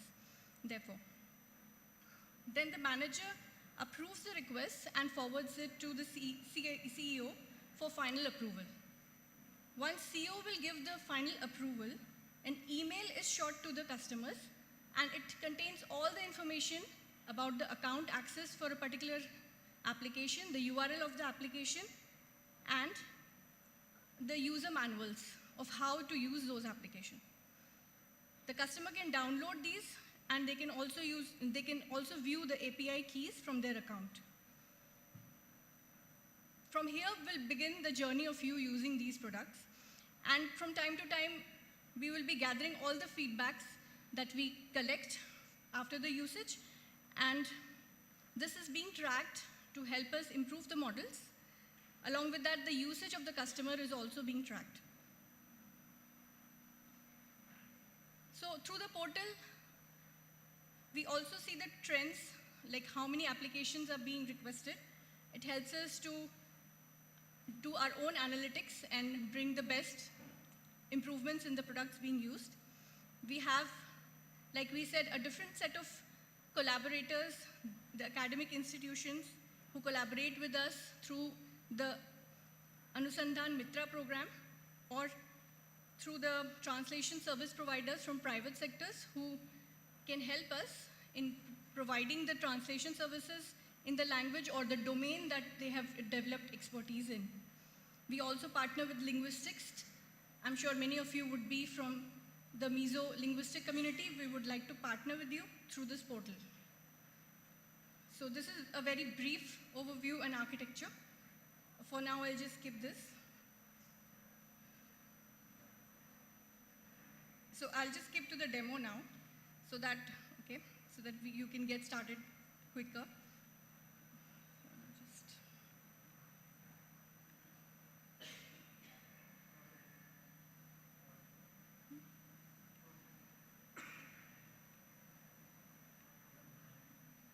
Okay.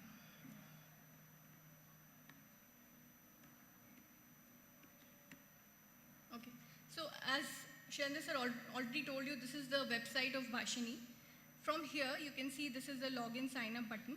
You can click here, you will be directed to this onboarding portal. Here, you see the option of registering. If you're a hackathon participant, you can also create an account through this. Otherwise, just as an organization, you select which walk of life you belong to, your organization belongs to, where you're coming from. You can select, let me take a state government. You can select the state.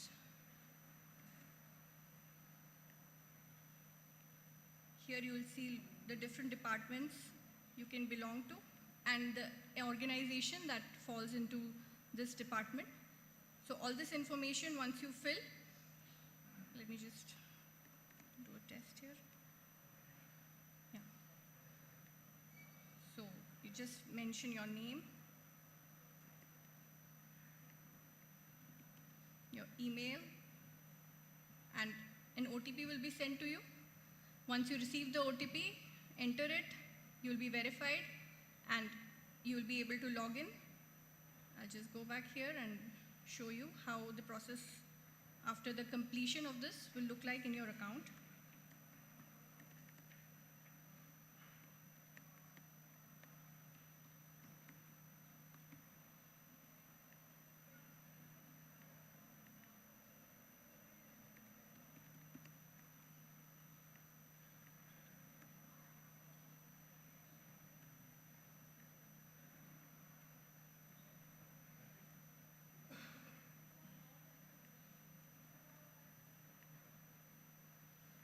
So this is the welcome screen of your account once it is created.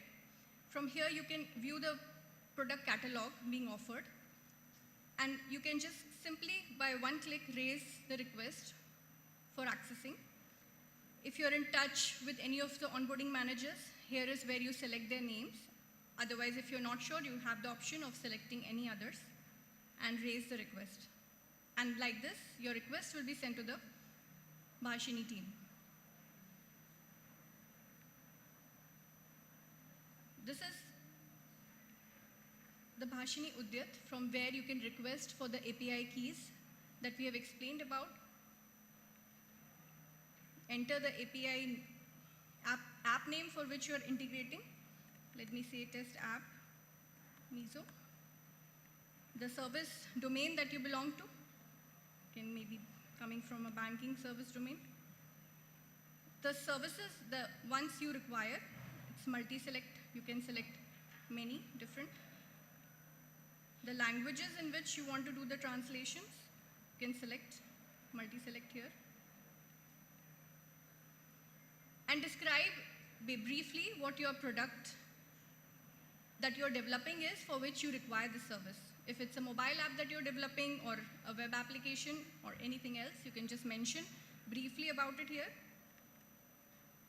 What will be the expected number of API calls that can be made from your application? This helps us to properly allocate and understand how our cloud services will be used. And give a brief description about it in 150 words. I know this is a part where we are forcing the users to write and give us proper information, but it really helps us to understand. I'm just for now generating this text for test. This is to be skipped, just for myself.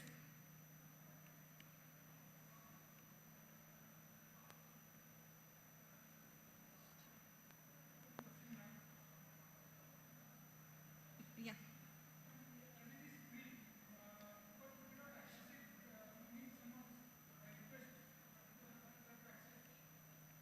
Yes, this is how you will raise the request for accessing any of the products or services.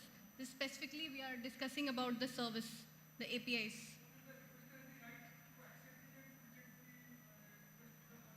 Correct. Yes. If you have not properly created your profile, you have not given us enough information about who you are, if the manager is not able to understand, that's the only case when we are rejecting. Otherwise, for genuine customers, that's never rejected. Yeah.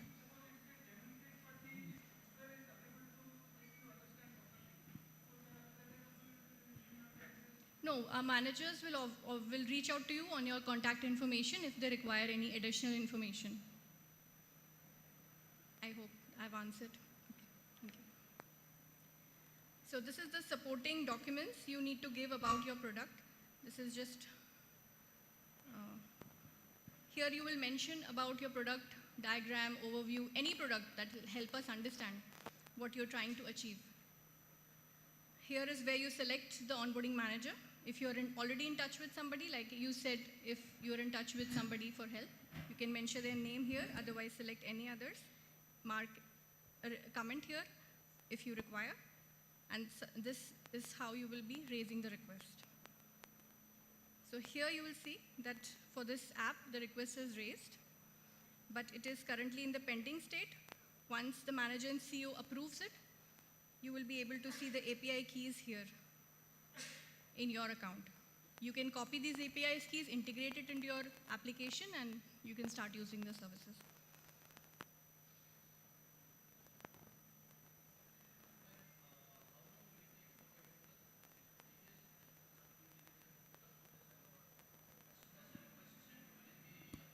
It takes time because we follow the process, like I mentioned, that we have to also validate the information provided by you.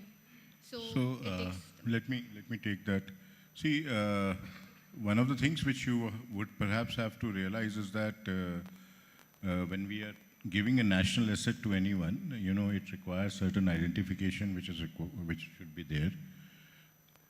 The onboarding request is least friction. So least friction means that it is basically asking you to identify yourself, and a mail goes to your supervisor whom you say that he is our person.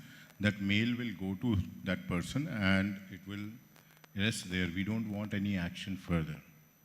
But we do check the data, like for example, if you are applying for translation plugin, have you put in the domain name? Is the domain name valid? Is the right organization being put in? So all of these is checked so that we are in a position to identify and do it correctly. And currently, if you come through a gov.in ID or a Parichay, which we will be integrating, we will just be, the onboarding process will be more or less a formality. But obviously, this is a system on which a lot of people apply, means we perhaps would have the number of people who are applying from government and startups and research institutes is, if it is X, we also get another X, which is, non-frivolous users who are basically looking for this access. So to that extent, the check is maintained.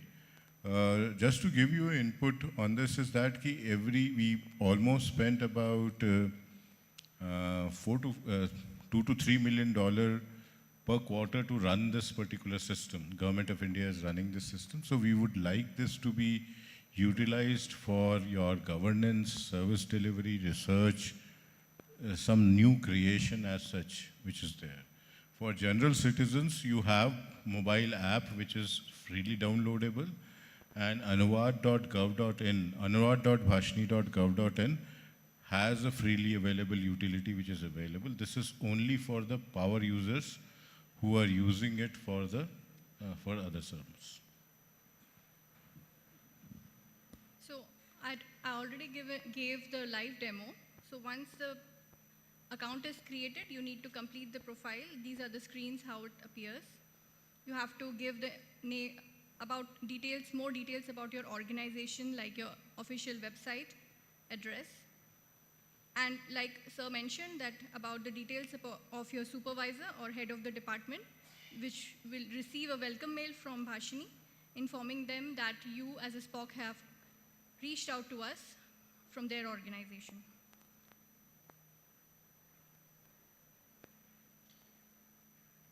I also gave you the live demo for these, just scrolling through. This is how it will appear in your account once the request is approved. You can see that the status is approved. Here now you will see few more buttons visible. You can see the developer documentation. You can visit the GitHub and the Gitbook, and you will see all the details on how to integrate those APIs. You can view your keys in the repo, and you will also be able to explore the Bhashini API models. AI models, I'm sorry. Now, the next step is how you can raise request for translation plugin. It has some few more steps I would like to walk you through. You can request for the translation plugin using the request button from the product catalog page. Select the manager and the request is created. But we require your URL on which you want to integrate the translation plugin. That details you have to mention by clicking on the Add Website URL button. Here you will be asked to enter the domain environment. So sometimes you will want to first integrate in your test environment and then on your production. So both you can raise here by selecting the domains and entering the website, the domain URLs of test and production environments, and clicking on the Add button. Here you will be able to view the information you just now entered, and you can see it will be a pending state. Once it is approved, it will show the status as approved. And the process of integration is this, that it's a simple script that you need to integrate in your website code, and once that is done, your translation plugin will be easily integrated.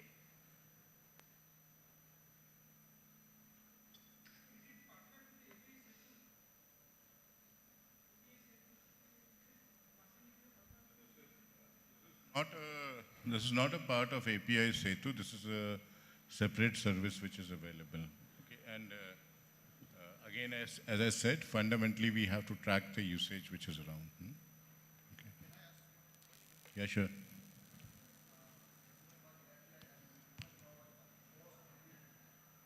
Cost? I think that was specified by Parul that it is currently, the business model is that currently you use the system and give us feedback, and it is not costed as yet.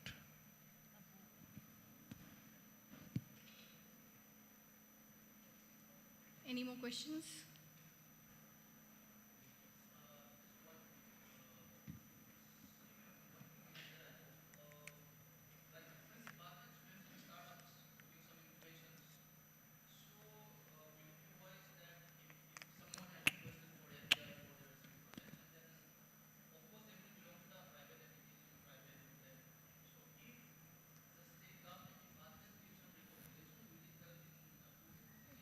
Yeah, so ideally what you should do is that, say for, there is a startup X which is working with you with 5 departments. The 5 departments should apply for the API key and give the API key to the startups to implement it. Okay. But if the startup is developing a new product, they can directly apply under startup category and give the description of the use cases. We will approve it. And you would be requiring the DPIIT certificate to prove that you're a startup as part of the information that we gather during registration. I would like to request Pooja to come over now and give us a demo. Okay, yeah, please go ahead.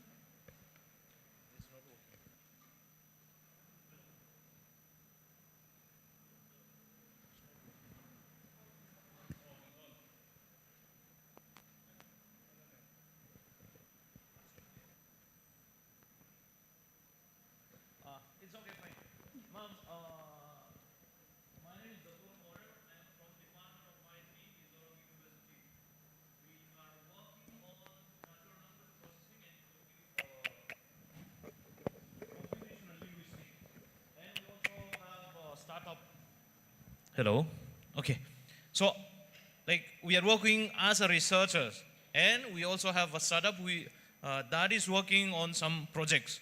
So what I feel is that using API is fine, the existing one. Yeah, we can use it with my team, the existing one. As researchers, when onboarding, creating a new model, or we just contribute the data set? So which one we should do, or how do we collaborate with you? Can you give a project as a research, like improving the architectures? So that is one question. Another one, sir. Yeah, no, I want to answer that first because that can be settled in one sentence. I think you should participate in the hackathon which was just announced. If you actually look at the hackathon, it says that you have to improve the model. And for improving the model, you have to collect the data sets as well. So it is not about data sets collection alone. It is about improving the model. Even the architectures we Even the propose, architecture, and also creating new model. Currently, Bhashini Suite has text-to-text model. Okay. It doesn't have automatic speech recognition model and text-to-speech model. And we would be happy to see you working on the OCR model. Now that is just first hackathon which we are carrying out, and there would be multiple such things. So you have an opportunity to actually submit your proposal to build for that hackathon. Means if we are participating, you are giving a project, or we are giving. What is the maximum? Any ceiling in that? No, ceiling is dependent upon the work which we carry out. You know, there are hackathons which are of 10 lakhs, there are 20 lakhs, there is 1 crore. You know, there are funding which is there, and you know, it will be very important for us as well as for you to actually participate in this, because you would be in the best position to actually work on this. You can rope in some AI partners from other states as well if you are feeling that you need technical and other expertise. Yes. So actually, as we have seen, we need a lot of improvement in Mizo language. So we need to have a proper data set, and a lot of work needs to be done in this India architecture. So, and there is another thing which you should be looking for is to apply in our portal as what we call as Anusandhan Mitra. Anusandhan Mitra is basically a research associates. So you can apply for research associates, which will actually lead to a lot of other activities. Hackathon is one. We organize seminars and workshops in which you will be able to participate and disseminate and build knowledge. And you also get an opportunity to come to this particular different places. Like one of the Anusandhan Mitras today, they have traveled all the way from Tamil Nadu to this place. So, you get to go to other places and also exchange the work which you are doing, as well as get to know of the work which they are doing. Sir, yes, one more, sir. So, like, you have your existing model. So as I told, we have a startup who they are working on some projects, like chatbot and all. You already build a model. So can we tune those models and integrate in our applications? See, Is it possible? Yeah, it is possible. See, the chatbot generally, once it is implemented or when you build it, there are different ways of implementing chatbot. You can have complete voice journey, or you can have text journey, or you can have text plus voice journey, depending upon what personas you cater to and what use cases you look at. Any chatbot would require a fine tuning, because what the chatbot somebody would have built in would be answering questions on the X domain, while as your chatbot should be acting in your domain. So there are things which we have built, but if there are some things which are getting built, we should encourage it and do the fine tuning and implement it. But there is a lot to learn in this particular area, because what happens is that when we move from text technology to a voice technology, which is the chatbot, your user journey is very different, right? And the possibility of the user journey is very different. So for example, we are doing a grievance redressal chatbot for CP grounds. So we are actually looking at a user journey which is end-to-end on voice. We don't want to basically put it across. So it automatically captures what is spoken in voice. It detects the language, automatically captures what is spoken, and then categorizes the complaint and pushes it into the backend system to the concerned officer. So we should actually encourage that. All the startups can work on that and take this thing forward, right? And if you follow our page on the hackathon, means our hackathons are not state specific. That if we are launching a hackathon, if somebody else knows Mizo language, he will be able to also apply for it. But if person X, if I have floated a hackathon, for example, currently we also are running a hackathon for police chatbot, that thing. That also can be applied by any startup who is in Mizoram. So there is no blockage or anything for anyone. So please apply. There is an Anusandhan portal which is there. Please apply there, and also please participate in the hackathon. Hello. My name is Robert Lalramluna. I'm from Lusai Tech startup here in Aizawl, and I'm doing PhD at ICT Mizoram. And my research area is NLP, language model building. So only one question. So are these models open source? Yeah, they are open source. So we can use it commercially? You can use it. Oh, okay. So see, the way we are looking at this particular thing is that if the model is open source, you want to create your own model, go ahead and do that. Please do that on own. But what I would like to warn today is that if you say that I will build a proprietary model which will be having a competitive edge over other models, we are on early stages of that. Because not enough data, there is not enough Mizo data sets which are available. Yeah. So our focus should be to create data sets and fine tune it. We will perhaps reach a threshold of data sets when we have approximately 10 million sentences in Mizo digitized, right? And then perhaps you should look at creating a proprietary model which will have a competitive edge. So our reason for open sourcing data sets as well as model is that only that we want to spur and create innovations with people like you participating in it. Okay, thank you.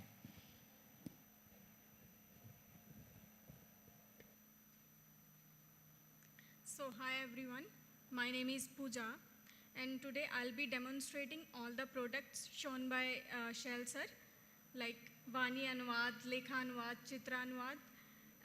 There will be Shrutlekh as well as Abhilekh platforms which I will be demonstrating. The one you are looking at in my screen is Vani Anuvad tool, where you can speak in one language and the other person who has also joined this VC link can hear in his particular language. So you can see there's this translation button. When you click on it, you'll select what other person is speaking in. Like I have selected English, then what will be the end result, like I want to listen in Hindi, I have selected Hindi. Then when you select the start translation here, and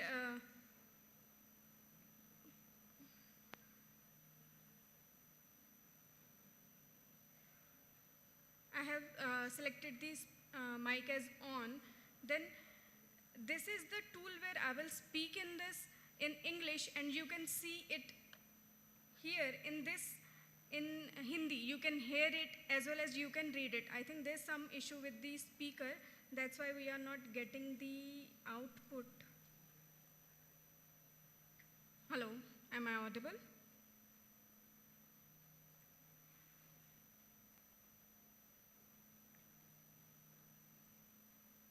I think some issue with the speaker, but in this utility, you can do virtual calls with the members from all over India where they can speak in their regional languages like Tamil, Punjabi, Kannada, Bengali, etc. And here you can sit in Mizoram, you can listen in Mizoram, then the other person can select like from Mizoram to their particular language. You will speak in Mizoram and they will listen in Hindi.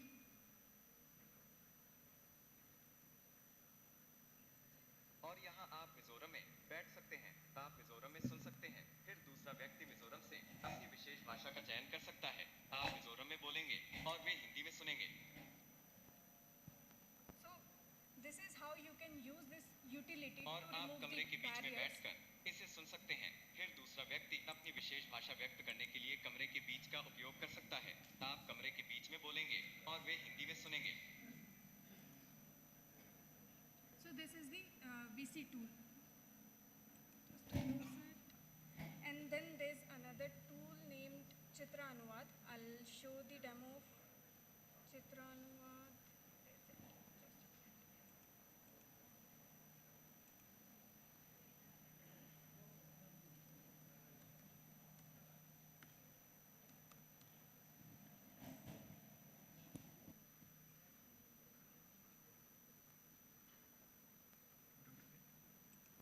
नहीं, मैंने जानबूझ के किया, credits वो चले गए थे ना।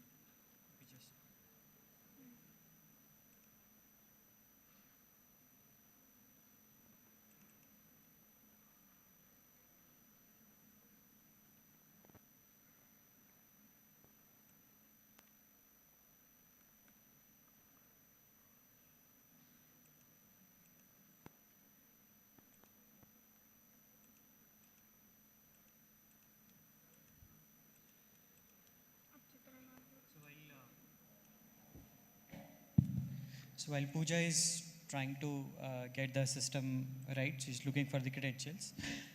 So we have a tool called Chitranuvad.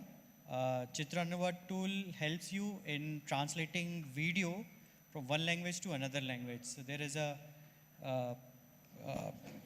framework that Pooja, okay, I think Pooja is back.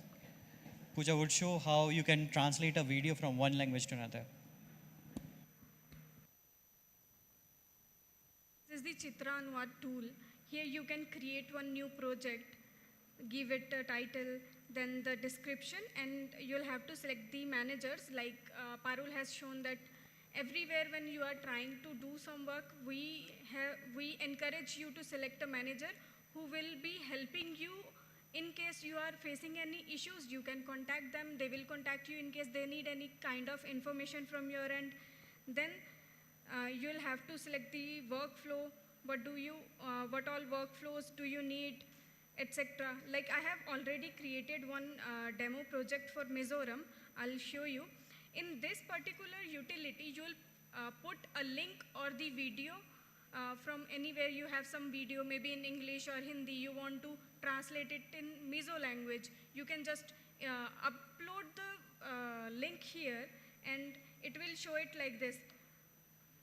Okay, that this video is uploaded, then there will be some different tasks created. Like Shell sir said that for speech-to-speech translation, there will be 3 parts. One will be ASR, where you will be getting the text out of that video. Then we'll be translating that text in English language to Mizo. Then we'll be creating that text which is already in Mizo in speech and put it into the video. Like using voice cloning and different methods which will allow you to use that same video which was earlier in English into the Mizo language. I'll show you the original video as well.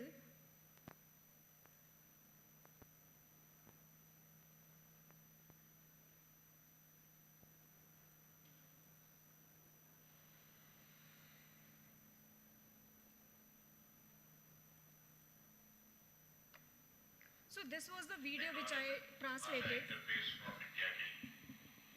भाषा interface of India मतलब हमारा ये mission है कि कोई भी भाषा किसी चीज में बाधा ना बने। मतलब अगर भाषा पढ़ाई में बाधा बन रही हो या So this was the video of CEO sir from Bihar workshop. A similar workshop happened in Bihar, and I used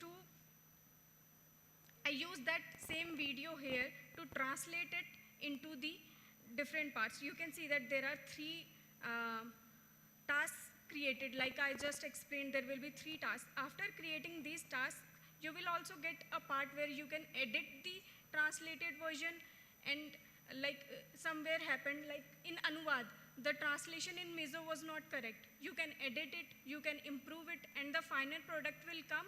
It will be in the language you want it to be.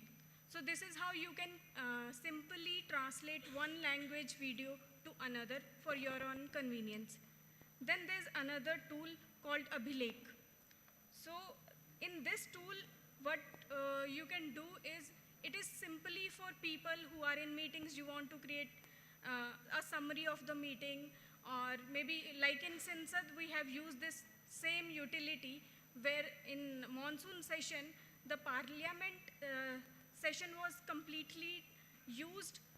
It was recorded into the text form. Then the editors who normally write everything down, they got this transcription, they just edited it, created the minutes and send it to them.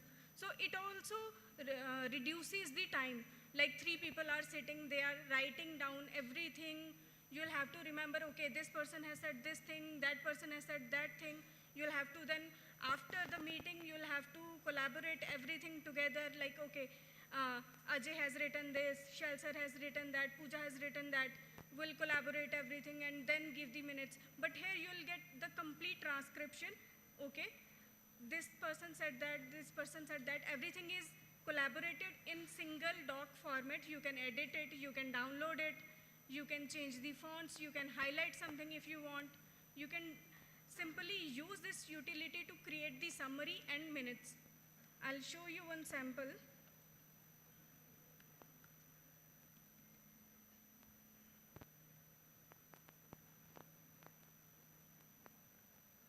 So today we are giving you the demo of the Sansad Abhilekh utility, which was used by Sansad in the monsoon session. Here in Mizoram, all of the people are watching me speaking in English and reading everything what I am saying in English on the screen. And it's live. Like within the seconds, it is showing you the transcript generating. It is also auto-correcting some words, because not everyone speaks perfectly or in a way. Everyone has its dialect, its tone, but it is taking everything to its level. If you are speaking in Mizo, then it will also understand. Once we have all those Mizo language models ready, it will give you a perfect transcript in Mizo also.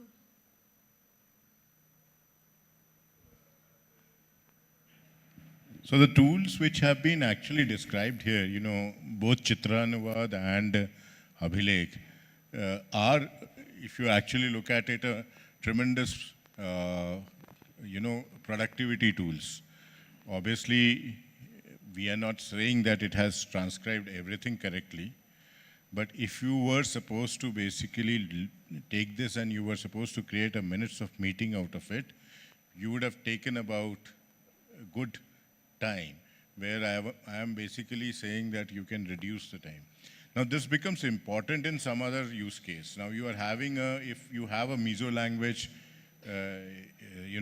transcribed here, then it would be generating data also in Mizo, which is currently not available. So in your workshops, in your conferences, in your other sites, you should actually look at using it. And for example, the gentleman who was there from the, who was working on NLP from the research organization, this tool can be a very good tool. If it is basically put across on a, say, a workshop which is being carried out on, say, rural development, and all people speak in English, you translate it in Mizo using the model, and then you put on to the linguist to actually correct it. Once you correct it, you will get a data set which can be applied to the model to improve the model. So you achieve 2 or 3 aspects. One is that otherwise the workshop would have been in English, most of the people would have spoken in English. Your Mizo language will not perhaps get the vocabulary of what the rural development people in English has, so that vocabulary comes in. Second is that your model gets improved. Third is that you're creating content on rural development in Mizo language as well, where, the content creation today is also a challenge because not many people are writing it.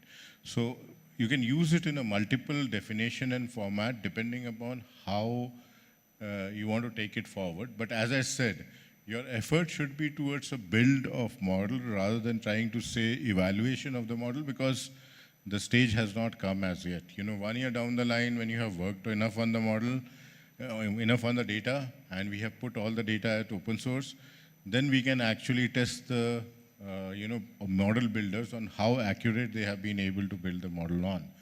But today, on all your workshops, actually you should be using this tool where English is being used and convert it into Mizo, give it across to the students of that particular domain. They will get enriched with the knowledge which is contained there, and they will also be able to correct it in the Mizo form.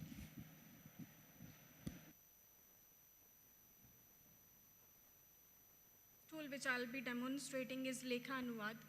As the name suggests, it is a utility where you can put the PDFs and non-rich context data in the form of PDF or in the form images, and then translate them into your particular language. Like here, I have put this document which is from Mizoram only, and I have put this circular in English language, and you can see that on the other side, there's the output which is in Mizo language. I know there will be a lot of mistakes in this particular circular because the Mizo language models are not very rich as of now, but you can see how it is keeping the context, the fonts, everything it is trying to maintain. Once we get the data sets properly, it will be able to replicate the original document into the Mizo language as well. I'll show you how it works. So this is the tool. If we'll select English here, then we can select Mizo. Here we have different layout models which will help us to understand which layout is being used in the current document. If you want to retain that layout, you'll use 2 different models. I'll select YOLO right now. Then there are OCR models which will be able to extract the data out of those documents. Let's select Surya. And then there's only one translation model as of now for Mizo language. And then I'll put some document.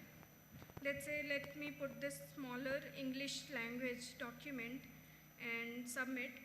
Now you can see there are 4 steps. Once file will be uploaded, then the text will be extracted using OCR model, then the translation will be done using the translation model, and you'll get the final output side by side. So can anyone tell me how many mistakes are there in this? The output is in Mizo. Does it look like in Mizo?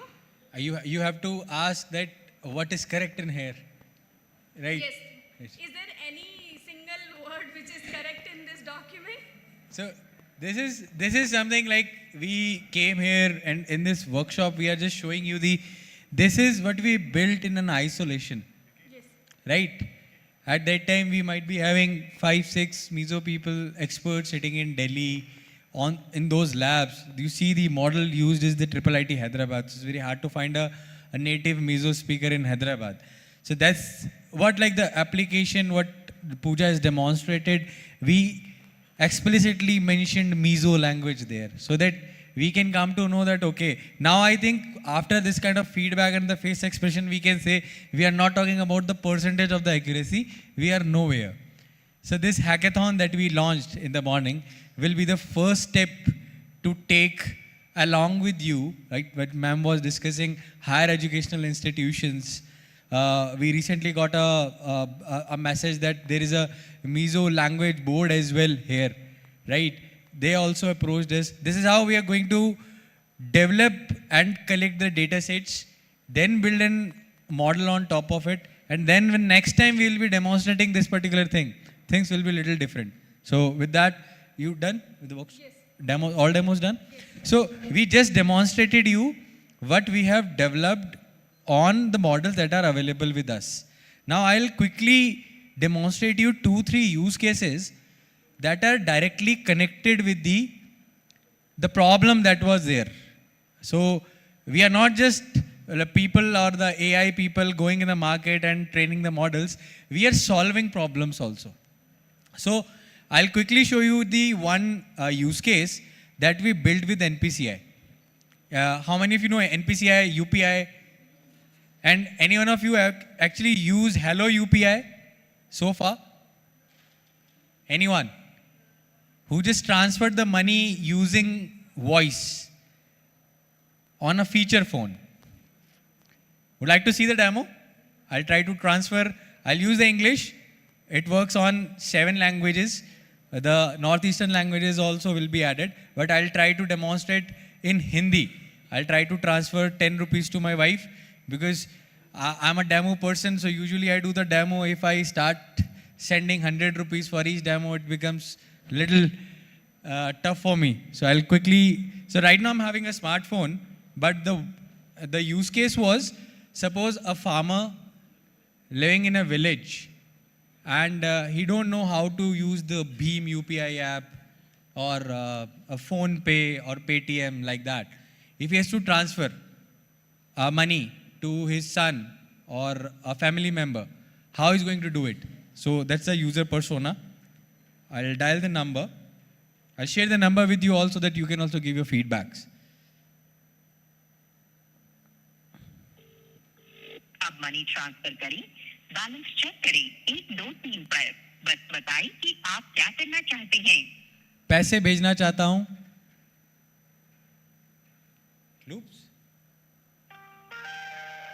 कृपया 10 अंकों का mobile number कहें जिस पर आप पैसे भेजना चाहते हैं। 8512819272। आप ट्रांसफर कर रहे हैं 2 रुपए प्रिय को आपकी कोटक महिंद्रा बैंक अकाउंट जिसके अंतिम अंक है 4543। ट्रांजैक्शन जारी रखने के लिए हाँ कहें, मेन मेन्यू पर जाने के लिए ना कहें। हाँ। ठीक है, हमें आपका अनुरोध प्राप्त हुआ है। हम आपको थोड़ी ही देर में वापस कॉल करेंगे और आप अपना। So the user journey was where Bhashini comes and plays that role. So I got a call back from the NPCI. नमस्ते, मैं अल्ट्रा कैश भीम वॉइस से कॉल कर रही हूँ। ये कॉल पैसे भेजने के आपके अनुरोध के संबंध में है। 2 रुपए ट्रांसफर इनिशिएट कर दिया है। ट्रांजैक्शन की पुष्टि करने के लिए हाँ कहें। यदि ये ट्रांजैक्शन आपके द्वारा नहीं किया गया है तो ना कहें। हाँ।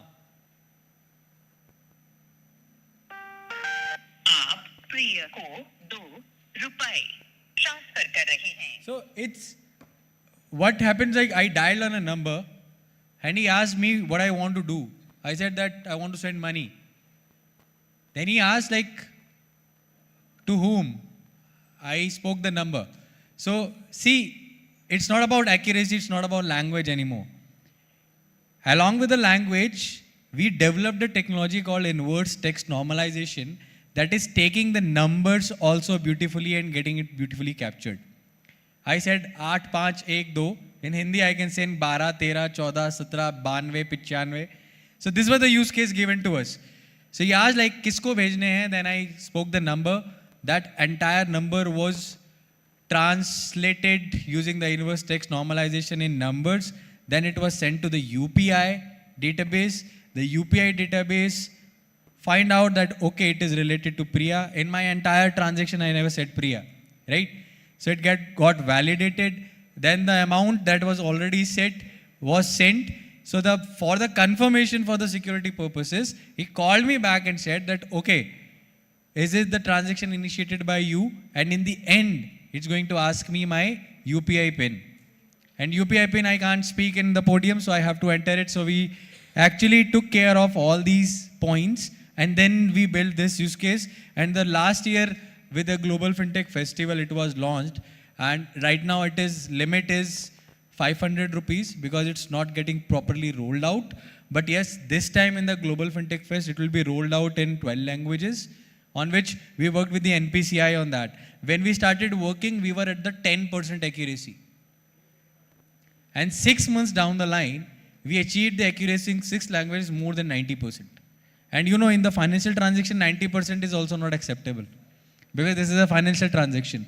So we achieved all 100% accuracy rate within 6 months of time, in which our data engineers worked with NPCI hand in hand. Then we came up with that concept of Bhashini Mitra, that to ensure that next time if I want to transfer the money in the Mizo language, I have to work very tirelessly for 6 months. With the second thing, we built one use case for Lok Sabha as well, and Lok Sabha named it as Sansad Bhashini. So they adopted the entire Bhashini in their own infrastructure, and they said, okay, we are going to rename it as Sansad Bhashini. You Bhashini people will work with us only on the parliamentary terminologies and languages. So if an outside person is saying paper laid on table, it's a different thing. And in parliament, it's different thing. It's a very different terminologies, right? So when we signed an MOU with the Lok Sabha, the first use case that was given to us was, you might have seen when honorable members are sitting and they are quoting some rules, there are some books that needs to be referred. And they said that we need a chatbot that suppose if we want to refer some rule, we don't have to go and we don't want to roll out the pages of the book. We just ask the chatbot and we get an answer with the references. So I'll quickly show you a Sansad Bhashini chatbot demo also, in which I will ask a normal question that how to get a bill passed in Lok Sabha. And this product, when we built some additional technologies on top of it called automatic language detection, what Shailendra showcased you. I will switch the language and you will see how beautifully the bot will handle. Thank you for reaching out to the Indian Parliament helpline. How may I assist you today? मैं हिंदी में बात कर सकते हो? जी हाँ, मैं हिंदी में बात कर सकती हूँ। कृपया बताएं कि मैं आपकी कैसे सहायता कर सकती हूँ? लोकसभा में बिल कैसे पास कराते हैं? अभी देखती हूँ, कृपया इंतजार कीजिए। लोकसभा में बिल पास करने की प्रक्रिया में बिल को पहले प्रस्तुत किया जाता है और चर्चा की जाती है। Can you please speak in English?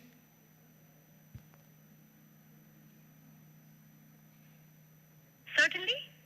In the Lok Sabha, a bill is introduced and then debated. The minister in charge moves a motion for the bill to be considered. So see how beautifully it handled a general query that was given as a very, very basic prompt. But when I switched my language, the Bhashini automatic language detection comes into the picture and my transaction is not stopped. Transaction is continue. So this is how the building use cases, whatever Pooja just demonstrated, these are the productivity axis, the productivity enhancement that we are doing with by providing the application like Lekha Anuvad, Chitra Anuvad, normal Anuvad, these chatbots that we are building, and some more use cases that we will show you that we have built so far for the ease of access and increasing the productivity. Then we'll be open for the questions. We would like to have an open mic. If you have any use case in mind that you want to discuss with us, we'll be more than happy. This is an use case that was given by Ministry of Railways. Like I said, it was very, it's not easy for a normal person to go select the drop down, language selection, blah, blah, lot of stuff. So these people said that we are having one grievance platform called Rail Madad, where you can come and submit a grievance or a complaint. I want a localization of the website to be done through voice. How? I'll show you quickly. Instead of selecting the drop down, there's a mic button. I'll click on the mic and I'll select say the language name, and the entire page will get localized. See how? Tamil.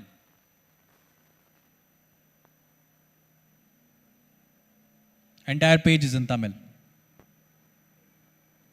ALD, we just explained. This is automatic language detection, right? It is creating a kind of a easy workflow, though it's just a mic button and I clicked and it is just a small use case. But you see the impact, the background, the entire website is getting localized on that language. That is a big thing. That too, with the Ministry of Railways, all the stations, the new station is getting inaugurated tomorrow. So apart from that name is not there, that name is also going to be ingested soon. We have created the glossary, the name of that station. They gave us the list of around 40,000 station names. We transliterated those names into 22 scheduled Indian languages. We pushed to our models, and now if you will see, there is a station name Sagar. It will not be going to be translated as sea in English. Sagar remains Sagar in all languages, whether it's Tamil, Telugu, Marathi or Gujarati. With that, now would like to have an open mic. We have showed you enough use cases. We are having plenty of other use cases. Then we will move to the hackathons like what we are doing next. But would like to have an open mic where you think the Bhashini elements can be enabled immediately in your respective departments. Over to you. Would like to have a open mic, like any innovative ideas that you can share with us, that okay, these are the quick low hanging fruits that we can work together. Please raise your hands.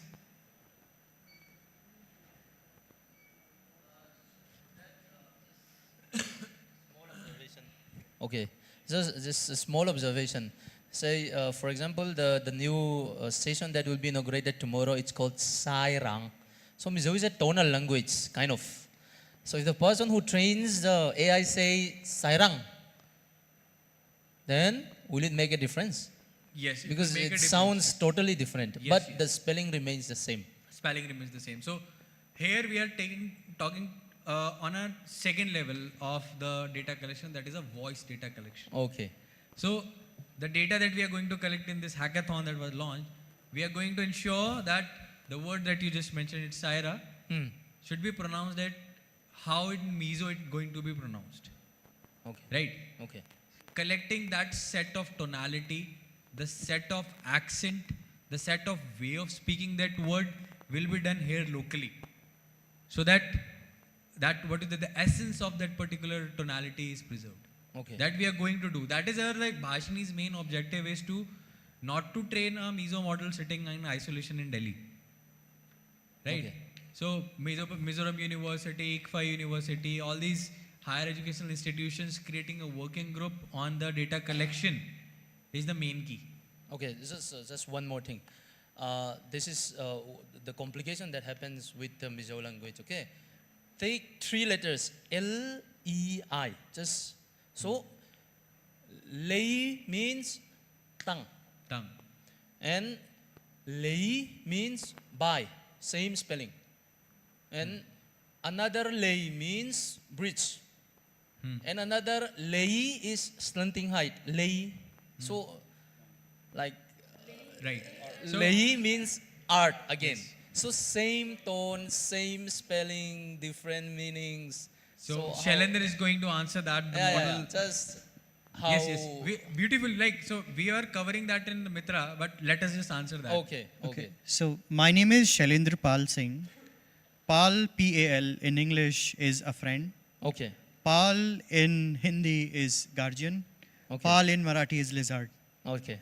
It's lizard Right. in Marathi. Yeah. So we are handling it by having Okay, different okay. data sets. Nice. I mean, on this case also, your phonetics different, but then the text remains same. That is what the situation is. Yes, yes. Right? Yeah. So that will be taken care as part of the data collection exercise. And there are ways wherein we can handle that and tune that. Malayalam is one of the language where the same kind of thing also happen. We will be able to do that with the same Mizo. Whatever learnings that we have, will share.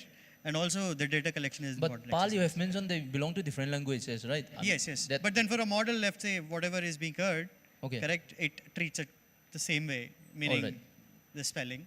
Okay. Right. So it will be treated, of course, with the phonetic. So there are so many cases in Mizo languages. Yes, absolutely. Same- And there are similar cases in other languages also. Okay, fine then. Yes, we will help. We in that as well. usually saw that Shailendra Pal saying getting translated Shailendra Lizard saying a lot of time, and you know it's very common for us because we are going live every day on 4-5 websites in states and central government. Glossary is something that we are struggling, but it's the only thing that our partners whom we are going live with, they are having a patience that okay, they have to give us the words and we have to get it ingested on a glossary so that the accurate translation comes out. So I would like to have some more use cases. That was more of a model side story. We model people can, yeah sir, please. In this, officially, can we translate the thing, suppose English to Hindi or Hindi to English? Officially, can I translate it from Hindi to English and submit somewhere in my, anywhere official matters or any? Sir, yes. So this system that we just showcased is being used by NHRC, Prime Minister's Office and all other offices. So what they are doing is, if they are translating it to machine, through machine, they are putting a disclaimer that this is a machine translated document. Please correlate the original copy. And as we are coming across DPDP Act, Data Protection, Data Privacy Act, Yeah. so does it fall under the compliance of those acts? Yes, it's all compliant. DPDP applies to us is that we are not storing any data, we are not amplifying it, we are not changing it. So it is all compliant. And coming from the government sector, so we also use it on the same purpose. And is the data used in this site? Suppose now we are using something in the use cases or we are changing something. So are those data stored in this system? So there are two things is, if you want Bhashini to be more beautiful for you, you have to give us the data. So we do get the consent. Yes, Shailendra, please. So when you register for the keys, for example, there is a way where you can help us saying that whatever data that you are going to generate, you want us to get that and we can help having the data collected, which will eventually improve the model. So that's end user's wish.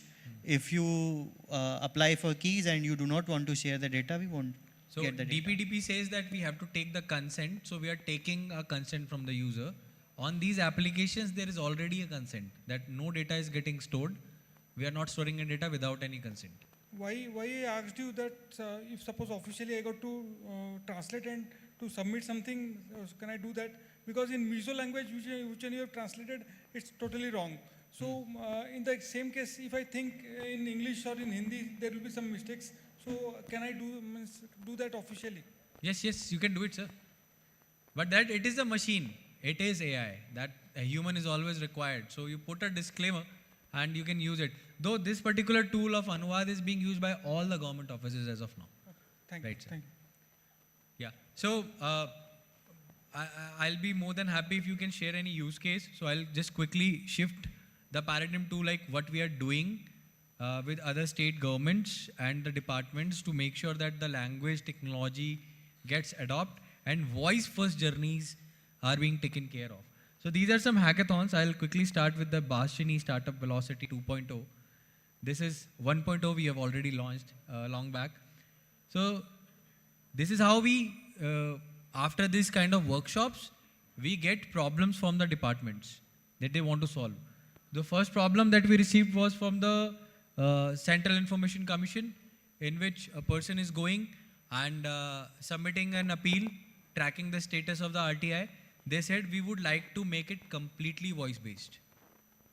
We need a bot, a person should come, bot should greet, and he should immediately start speaking its grievance in detail. Mera naam Ajay hai, my name is Ajay, I am from Delhi, there is a very poor quality of the water is being supplied in our society, there is no, I've approached to junior engineer, assistant engineer, blah, blah. Entire thing is spoken one go, in any language, and hackathon is to build an intelligent model that fetches the key elements and key words from that particular grievance and categorizes it. Name of the applicant is this, category is water problem, related department is Delhi Jal Board, and it gets submitted and a user gets a reference number. I want to make it simple. The secretary CIC was, okay, we would like to make it one shot, one go thing. So this was the problem statement given. The hackathon is ongoing. The finale is scheduled in October. We are going to select few startups. So startups are sitting here. These are some hackathons that we keep on rolling. Second is the AI-powered voice-based CV builder. Ministry of Youth Affairs, My Bharat portal has said that there are a lot of people who are coming on my portal who are not so English friendly. And these CVs and the resume builders are like more English inclined. So can you do something for us? So we rolled out a problem statement. The person will come and will start speaking in one go. My name is Ajay. I am a ITI holder. I've done ITI in this mechanical trade. From this, I'm having this much experience, blah, blah. All goes, and the CV is created for that particular person. This is the main component of My Bharat portal in which youth is coming. And you know, when this problem statement was given to us and we already provided a POC to them, now that particular data is getting shared with the Ministry of Labor as well, the eShram and the other portals of where the manpower requirements are being uploaded by the other government departments and states.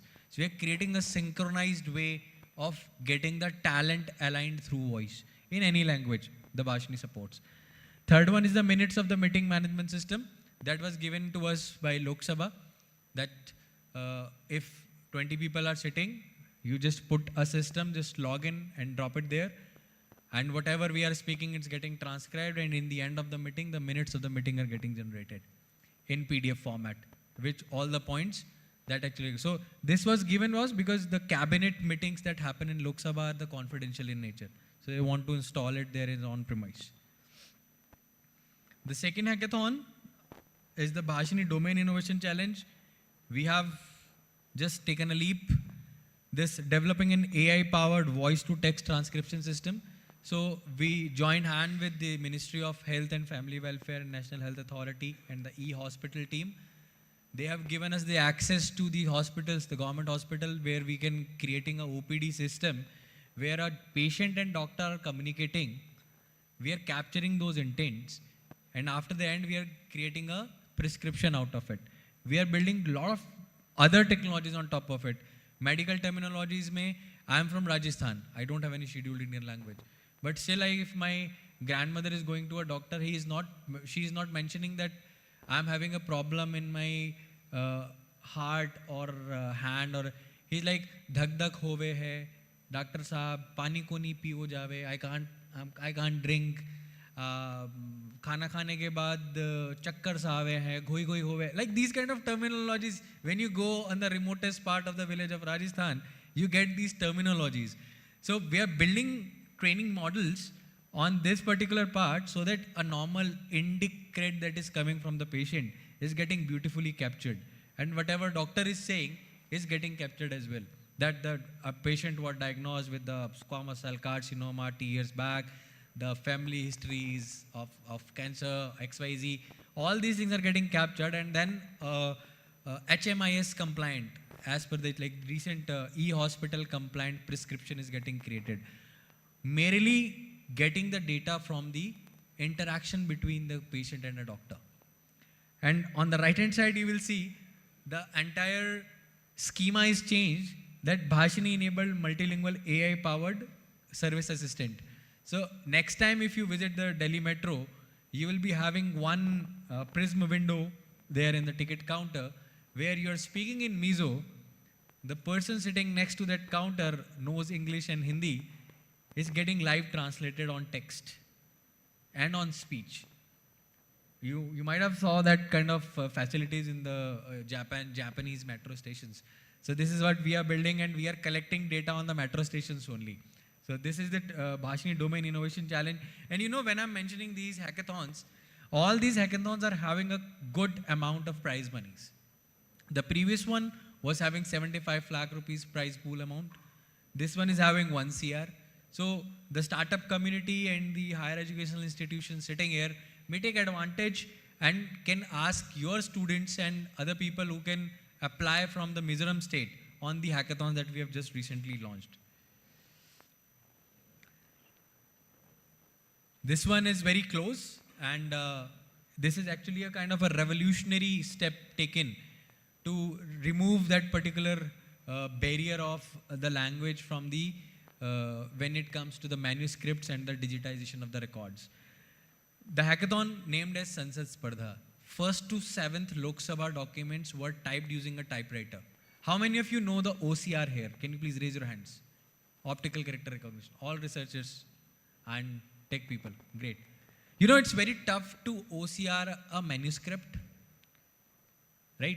You know better than me because you guys are working in the segment and the domain. 1st to 7 Lok Sabha documents were very raw. It was typed using the typewriter. At that time, typewriter, somewhere the ink was very high, very low. So they have omitted something, they have written through pen, they have crossed it. They said, okay, after investing good amount of money in the OCR, they said, okay, how should we do it? So we came up with a problem statement and we rolled out a hackathon. I'll show you the application. On the right hand side, the OCR, that 1 to 7 Lok Sabha PDF is available. On the right hand side, the Bhashini ASR button was given, a mic button. We rolled out a hackathon in Delhi University, Hansraj College, that a person has to come, click on the mic, start speaking. It was mainly on Hindi, English and Urdu, 1st to 7 Lok Sabha, these 3 languages. They started speaking, we got a massive participation. We actually created an application that is first solving the problem of the digitization of the record, because it is not getting OCR, it is getting ASR, it is getting corrected as well, and the voice of that particular person is getting stored as well. So with this one problem statement, we actually started creating a corpus of the Lok Sabha datasets, 1st to 7 Lok Sabha datasets. We will demonstrate it to you in a short time. But this was the problem statement given to digitize the records, but with that we have actually solved. So if you say after 1 month, if we come back to Mizoram, if you are having a Mizo documents, heritage documents or the manuscripts, or I was going through the Mizoram language board website, I've got 2-3 PDFs from there.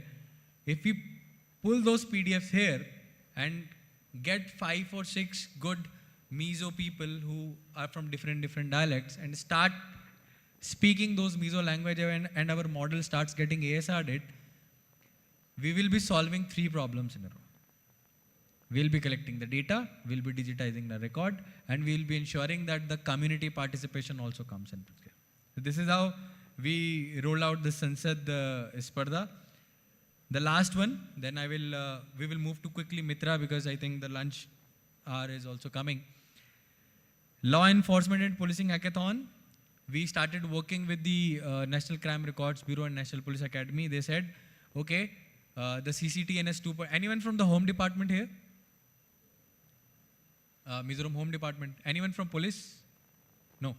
So CCTNS 2.0 is a project in which the AI is getting included. Bhashini is playing its very crucial role in CCTNS 2.0. The concept of zero FIR.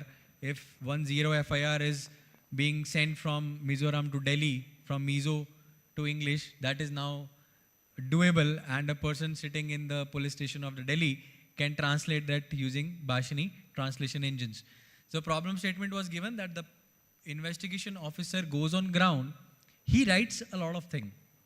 When he comes back, he creates a diary, then he creates a duty note and then uploads it into the CCTNS. It was a long process.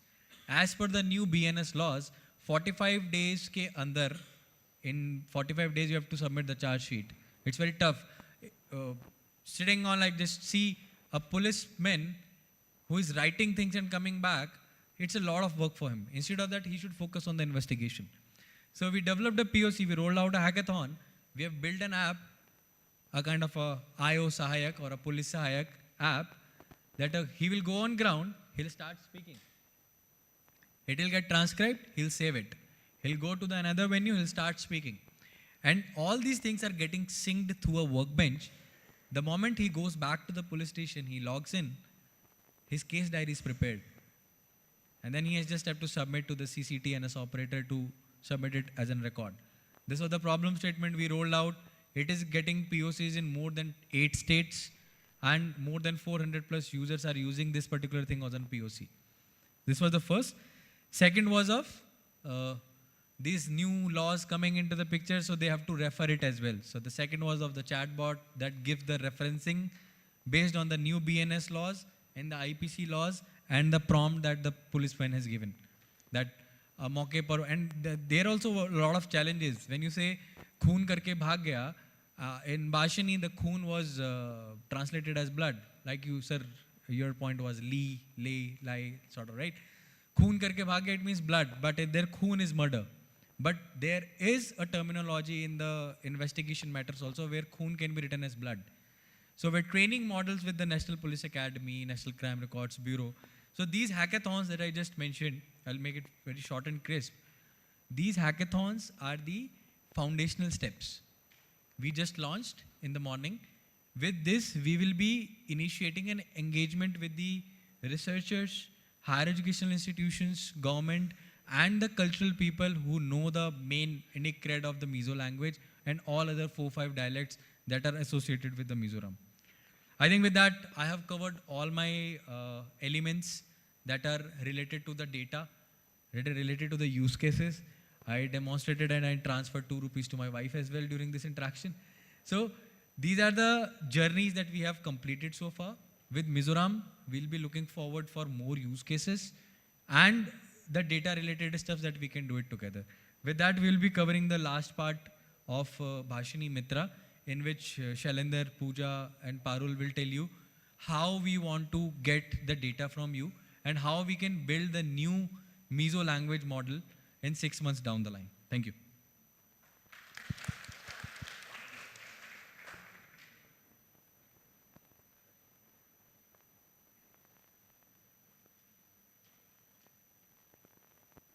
Hello again.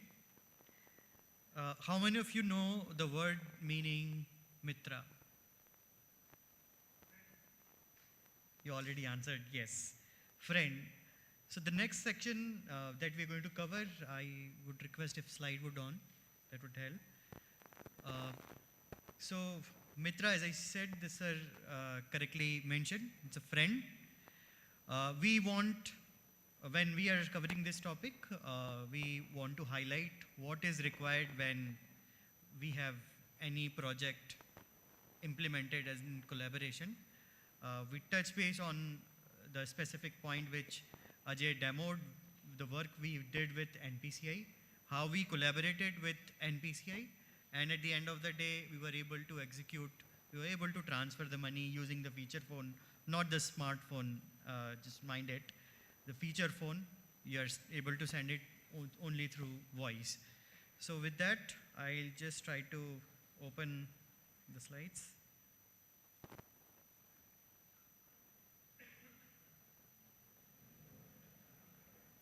Okay, I could hear the sound. Generator is open.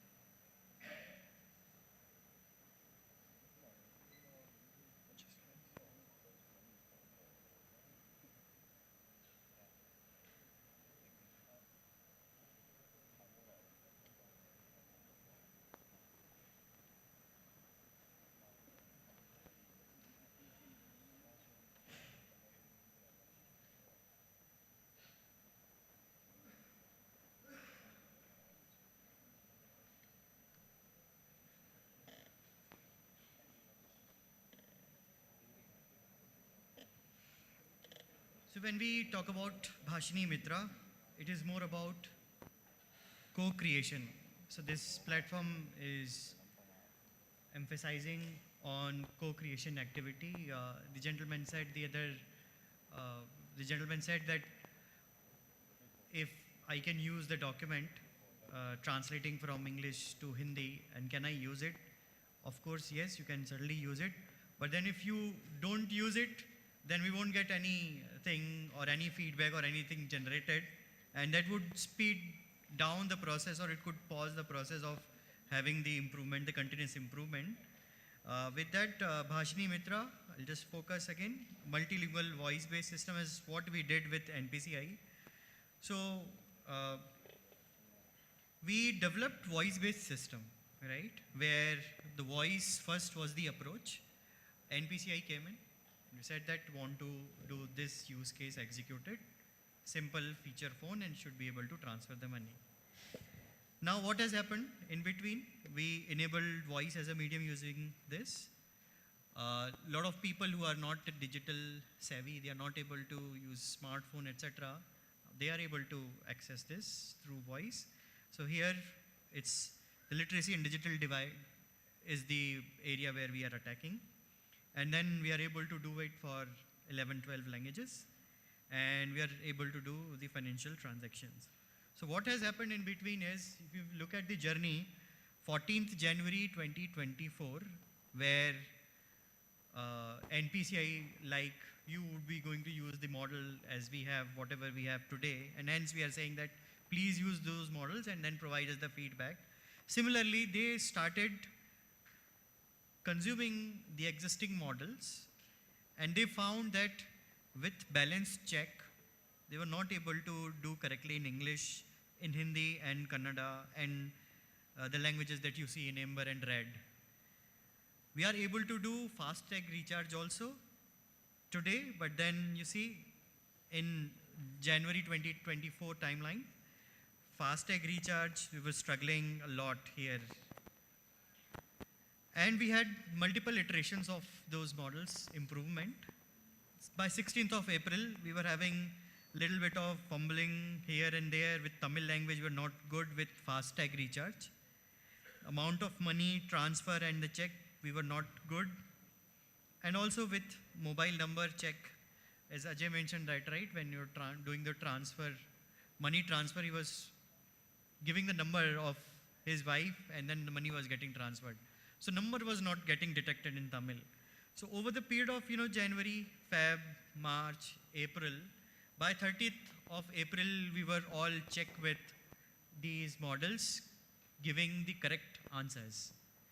Right? So there was a journey overall. Started in Jan, ending at 30th of April. And I'll tell you what exactly the different steps that we taken together to make this happen. So what has happened?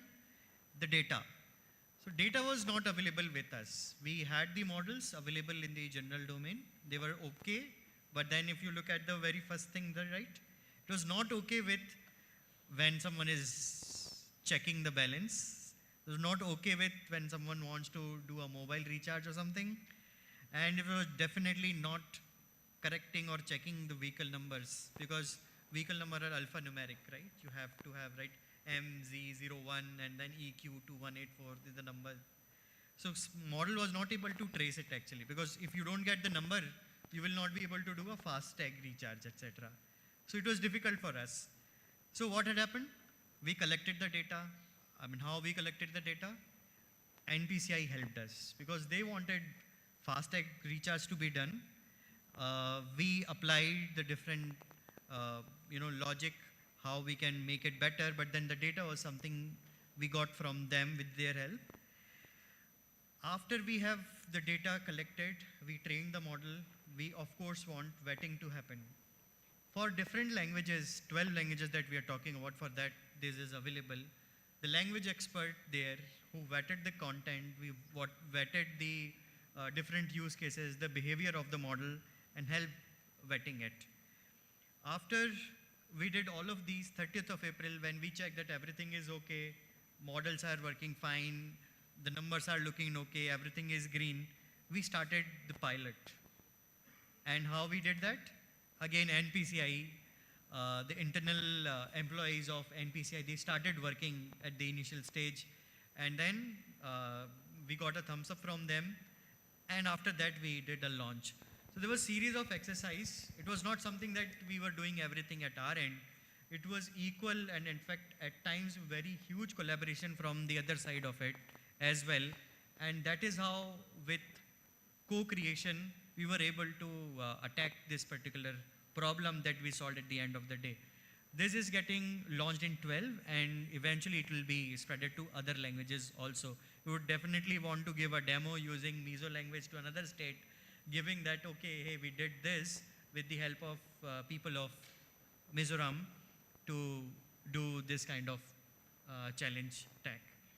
So this was one of the example of NPCI Mitra. Now I'll take another example where we worked with Indian Bank. Again,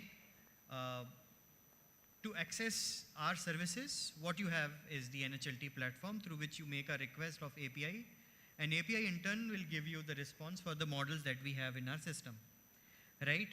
Now Indian Bank came up and said that they have issues with the guidelines of what RBI has provided, right? For banking institutions, it is very important that they have to comply with RBI guidelines, and it was impacting them or blocking them to consume these services because they wanted to build a chatbot through which they can, the similar kind of activity using the mobile app. You should be able to generate a passbook. You should be able to query in your own language the amount, balance check, etc. So what we built the compliant RBI guideline, international encryption standard. We built specific, encryption aligns with the RBI guidelines. We upgraded the API platform overall.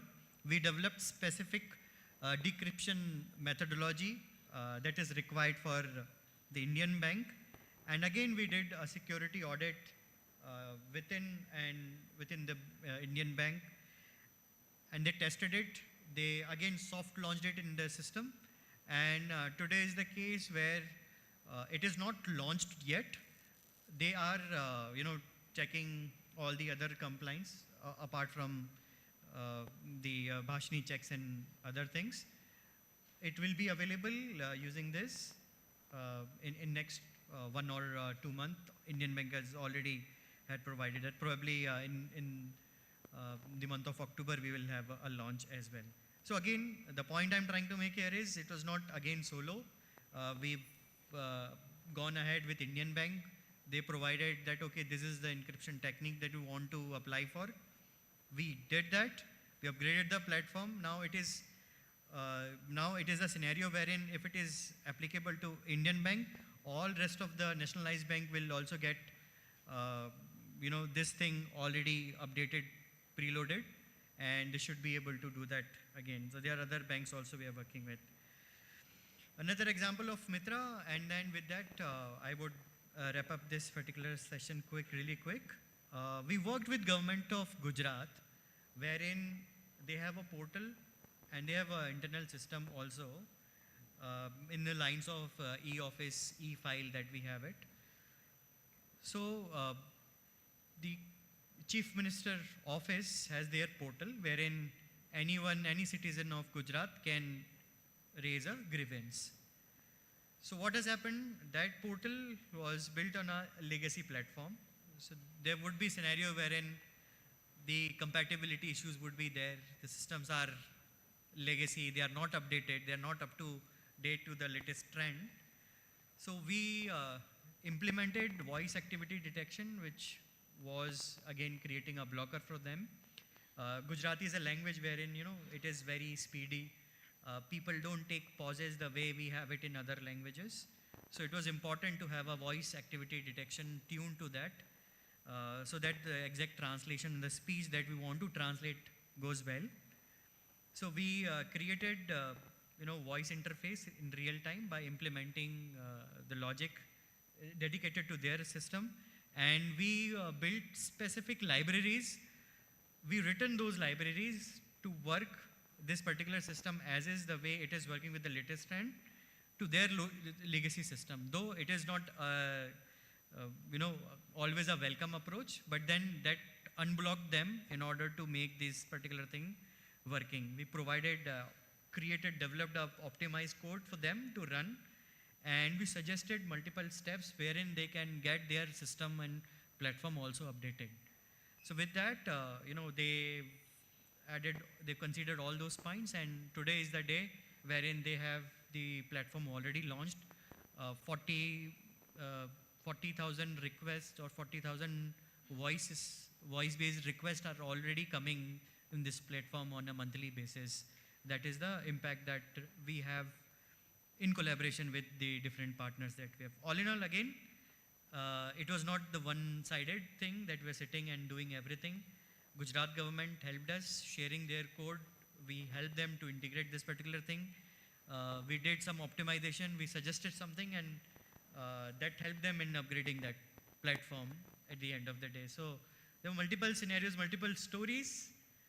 Of course, we cannot do everything sitting in Delhi. Again, as Ajay mentioned, we have to work closely with you and make sure that the system that we are building, it is one of the best example of a co-creation exercise rather than telling only Bhashini at the one place and doing everything. So we want Mizo Bhashini, then Bhashini Mizo. So with that note, these are the stories that I wanted to share. If there are any questions, please let us know. And with that, I'll just stand up, and my colleague Pooja would talk about how we can play around with the data and how you can help in building the system overall. Thank you so much.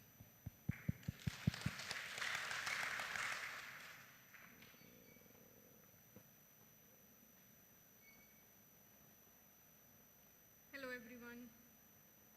So now we will talk about data, like how we can use data to create Mizo language models, what kind of data will be useful for us, and who all can help us. I'll just quickly share my slides.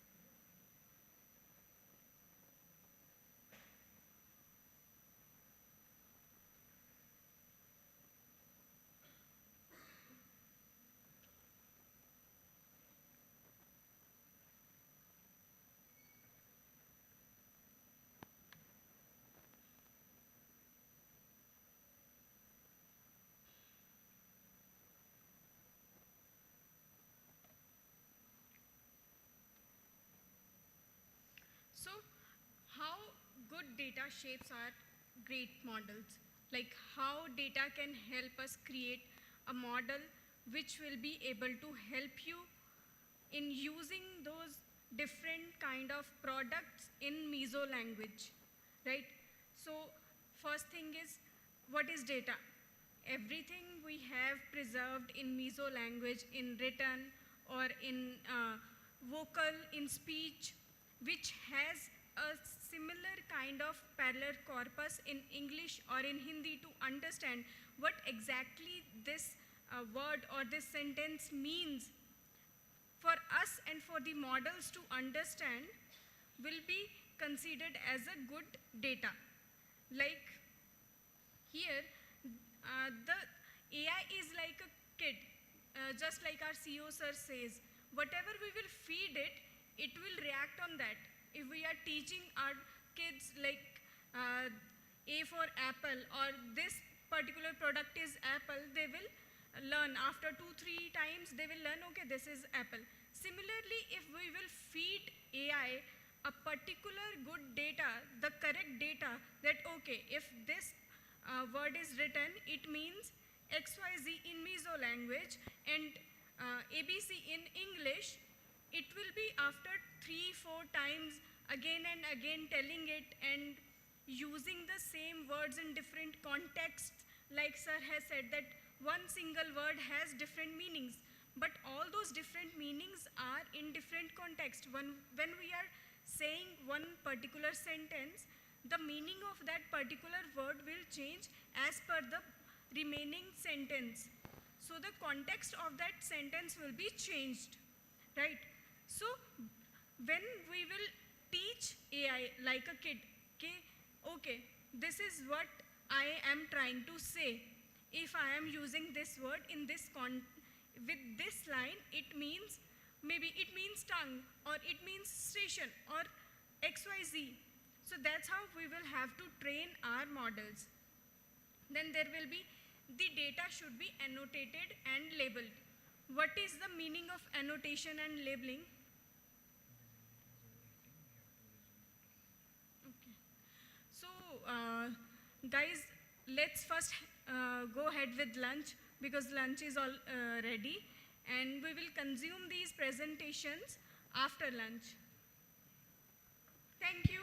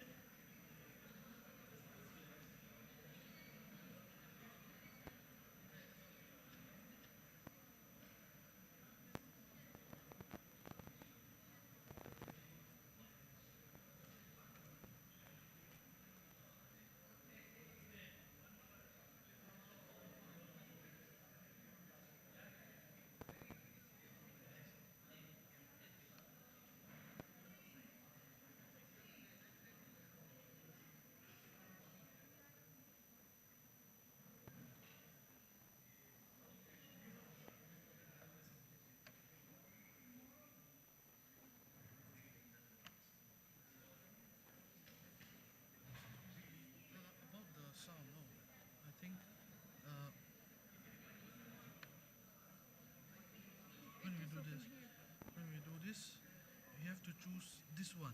Headphones. Yeah.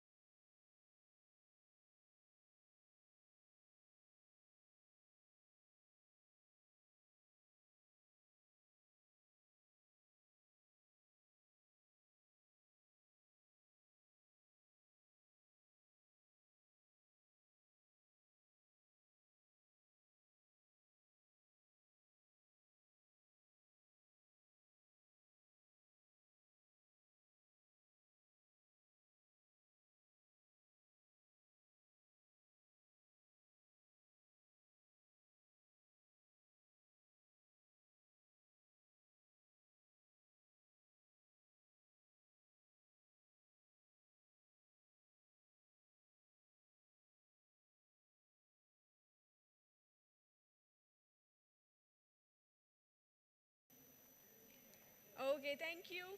So, as I was talking to you guys before lunch, that getting proper data, good data is very crucial in creating the models for a particular language.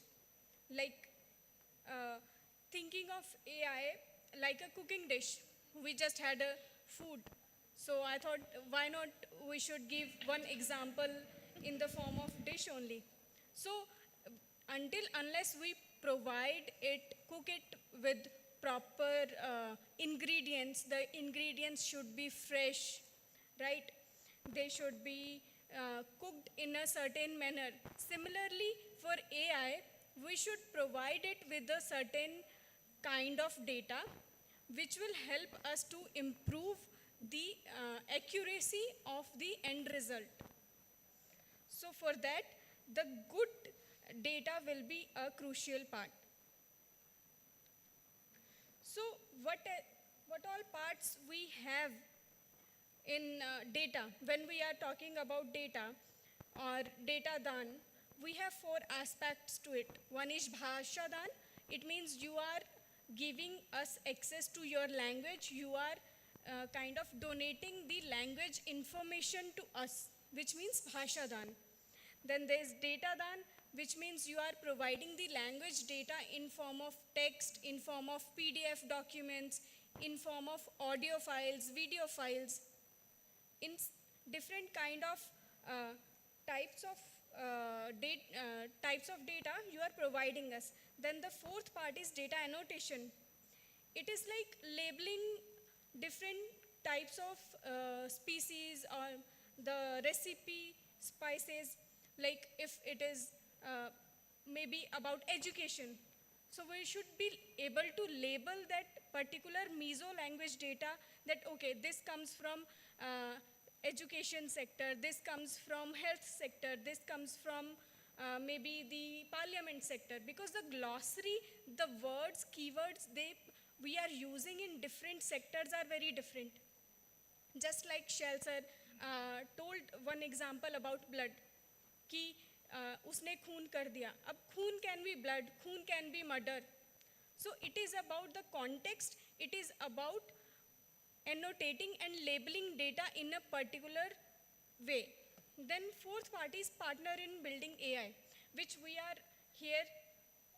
That's the reason why we are here, that we want all of you together, partner with us so that we can create better models in Mizo language, so that we can provide you every product and every use case you might think of, we can make it into a real world in your particular language, so that language should not be a barrier. Then what is Bhasha Dan?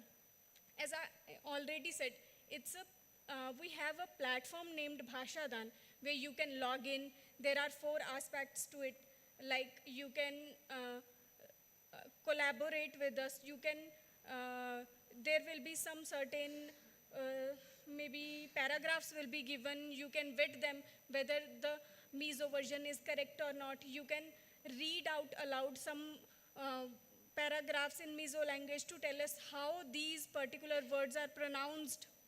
Like that sir said, there are 4 versions of Li. So for us to understand, for model to understand that which form of Li means what, we need you guys to come forward, tell the Bhashadan portal, okay, here this Li means this, but the pronunciation is not correct. It should be this, not this. So Bhashadan is such portal where you can log in, you will be able to contribute as individuals. You can help us improve the original models by telling us what is correct and what is not, and giving us the correct versions as well. Then next part is who all can contribute. So everyone can contribute in Bhashadan because it only needs you to have access to internet and laptop, and maybe 20 minutes a week will be really able to help us, and it will make a big difference in improving the Mizo language models. There are 4 parts in it: bolo, suno, dekho, and likho. Can you please tell me whether the words against these are correct in Mizo or not? Like speak in Mizo is correct or not? Then listen, see, and write. Are they all correct? Thank you so much. So, by making these small contribution to the system, you all can, just with 20 minutes a week, you can help us create a good amount of data in our system, which will be able to know whether this word is correct or not. Then in Bhashadan, we have another aspect, which is Agridan. Agridan means you will be able to provide us the data about agriculture, about farming, which is crucial to Mizoram only. Like we have such thing going on with Maharashtra government. They are collaborating with all the farmers in Maharashtra from different regions. They are providing us the data that what kind of crops they are growing, what is the pH level of their soil, what is the kind of weather, what are the issues they are facing, so that we can create a simple chatbot which will be able to help them understand. The farmers should be able to understand, okay, if my crop is dying, they should just ask that chatbot that, okay, this is the crop I'm trying to grow, this is the region, this is the soil pH, I'm facing this particular issue, and it will be able to give you the correct solution. That too for the issues you are facing right now in Mizoram. If there's too much rain, how you can work along with that. If there's like weather is not very good or the soil is not very fertile. So what all we can do, what all fertilizers we can do, or what are the different ways you can improve your agriculture, your farming, and get benefits from it. For that we have created this Agri-Dan. So what kind of data is useful? As we already talked that almost every data is useful, but like Shailen sir told us about the parallel corpus. Like if you have some data in English language and you can give us the same data in Mizoram, the exact replica, so that sentence by sentence we should be able to understand, okay, if it is written as data should be useful, that how will we say it in Mizoram, in Mizo language.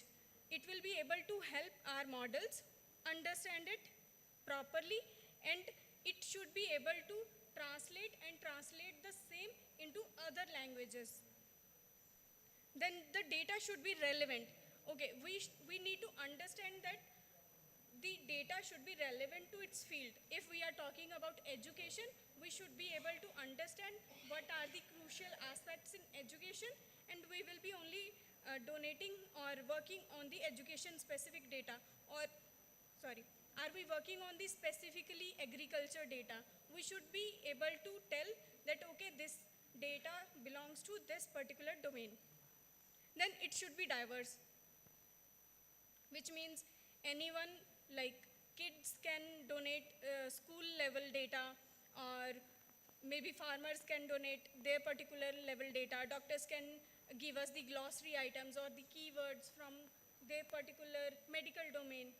It will be able to recognize the data in various fields and try to cater all the issues in that. Then, as I already told, that it should be properly annotated so that the model should be able to understand where it needs to put this data. If it is in the education sector, it should only refer to that particular data when something related to education comes. It should not happen ki I'm asking you about education, you are giving me data from agriculture domain. That will not work, right? So for that, annotation and labeling of data is very crucial. And final part, it should be safe. Like there should not be any personal information given, like names or phone numbers or direct email IDs, because personal information should not be shared locally. That data might be open. We are going to open source everything we have. every data models, every data sets are open. So refrain to use any personal information, any crucial information while working on the data. And like Ajayji told that when we are onboarding people from different sectors, we are asking them for the consent, whether you want to donate data while you are using our products or not. If they are saying no, then we will not use their data. So consent is also something we should be thinking about while working with the data field.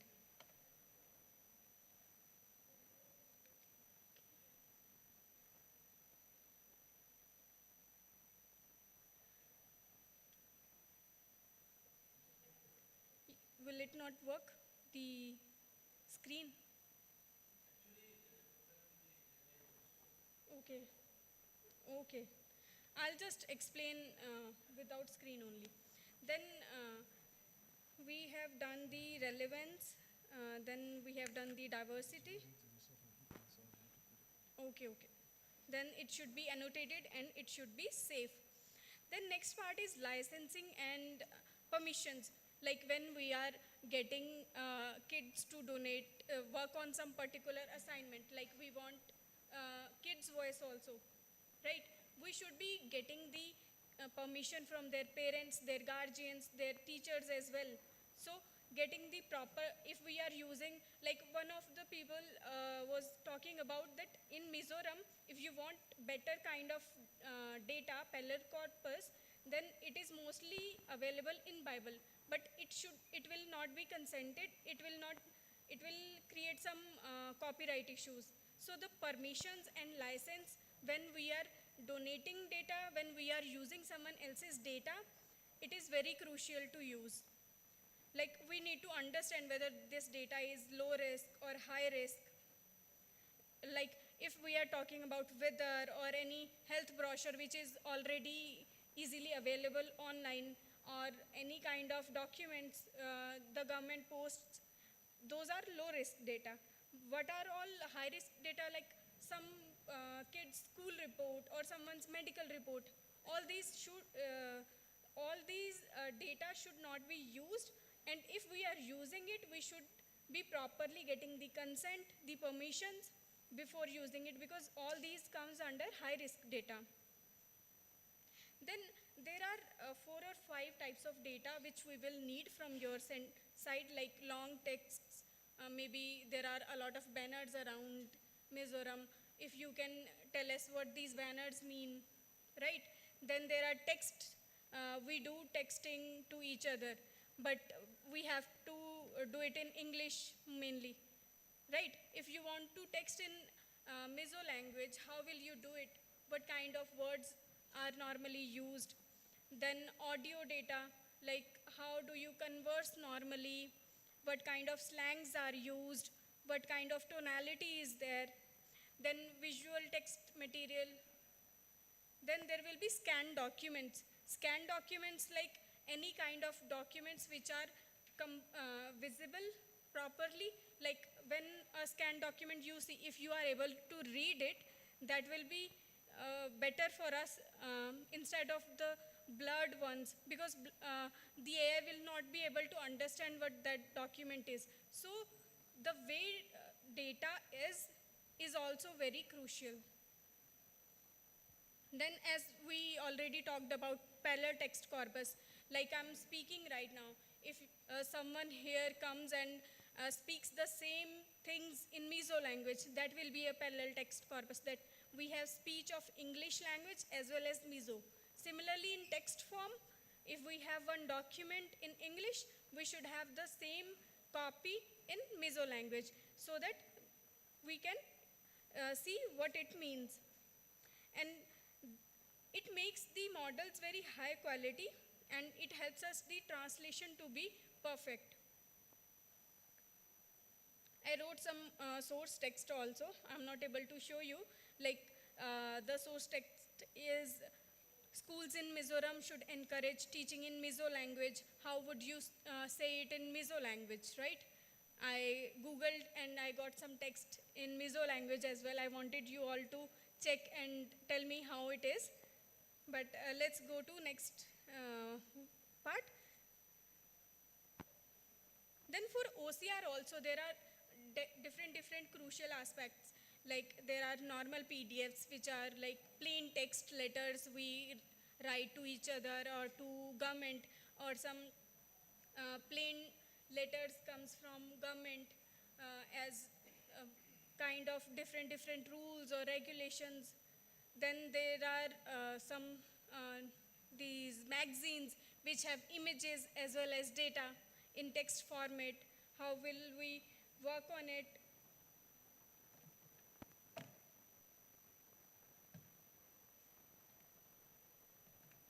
Then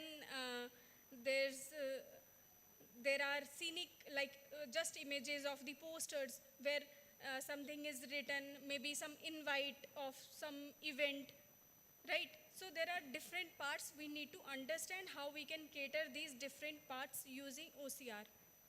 Then there are what happens to the data. There's a complete pathway we have created. Like when we are done with data collection, it will go to the data processing where cleaning, preparing and structuring of data will be done. And it will go to annotators who will be reading and giving us the feedback that okay, this part is correct or not. Then it will go to, they will label it, they will improve the dialects, the domain, the speaker type, they will add all these type of details in it. Then we will publish these data sets online. Then those data sets will go in a pipeline to the current AI models, which will help them to train those models in Mizo language. And after that, we will come back to you and ask you, now tell us whether this model is working good or not. What is the accuracy percentage right now after doing this whole process with your help only? So how is data annotated? So sometimes what happens is, like we have shown in Anuvad, for the first paragraph, the result was somewhat 50%, but for the second one, it was 0%. So you have to tell us whether the accuracy is, how much is the accuracy, 50%, 60%, then what is the readability format, whether it is readable or not, what is the correct translation, and what were the issues in the translation given to you. So the way you will be able to tell us that, okay, this data is incorrect. Why is it incorrect? Because of these many reasons, it will be able for us to understand and improve. So everyone can contribute to the data annotation if they have a laptop or a desktop with internet connectivity, and they can give us 60 days of their time, and we will train them on how to do the data annotation, and they will be able to help us and help Mizo people. So next part is Bhashini Mitra. Like Shalan sir already explained what is Mitra. It means friend. Like we want you all to come with us and be our friend to create this Mizo language model by collaborating, by donating data, by working with us day night, so that we can help you and you can help us. Thank you so much.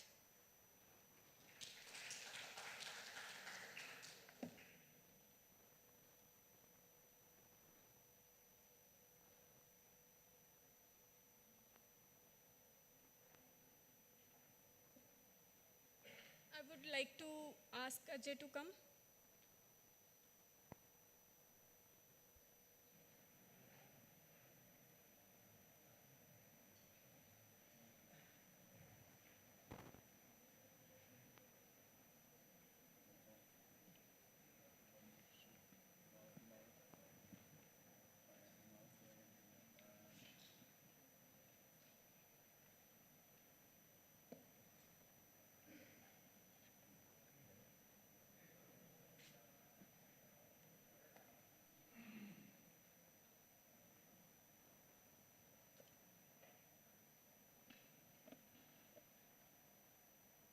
What was the one more?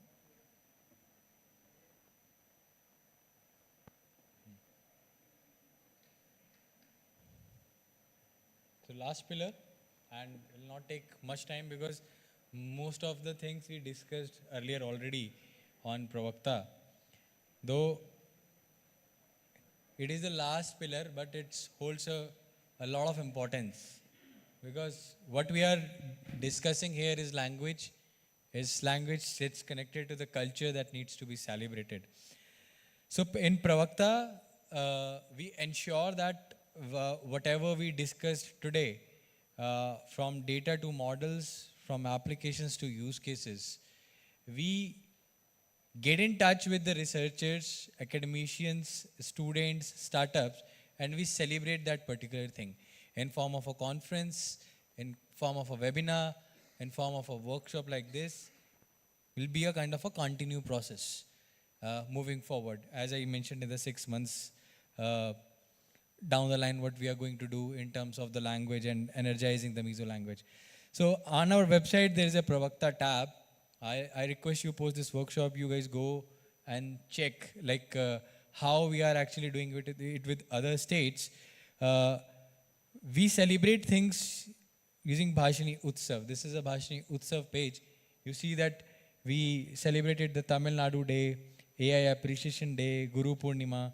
If I click on Tamil Nadu Day, a complete itinerary and the history behind Tamil Nadu Day is there in text or in speech as well.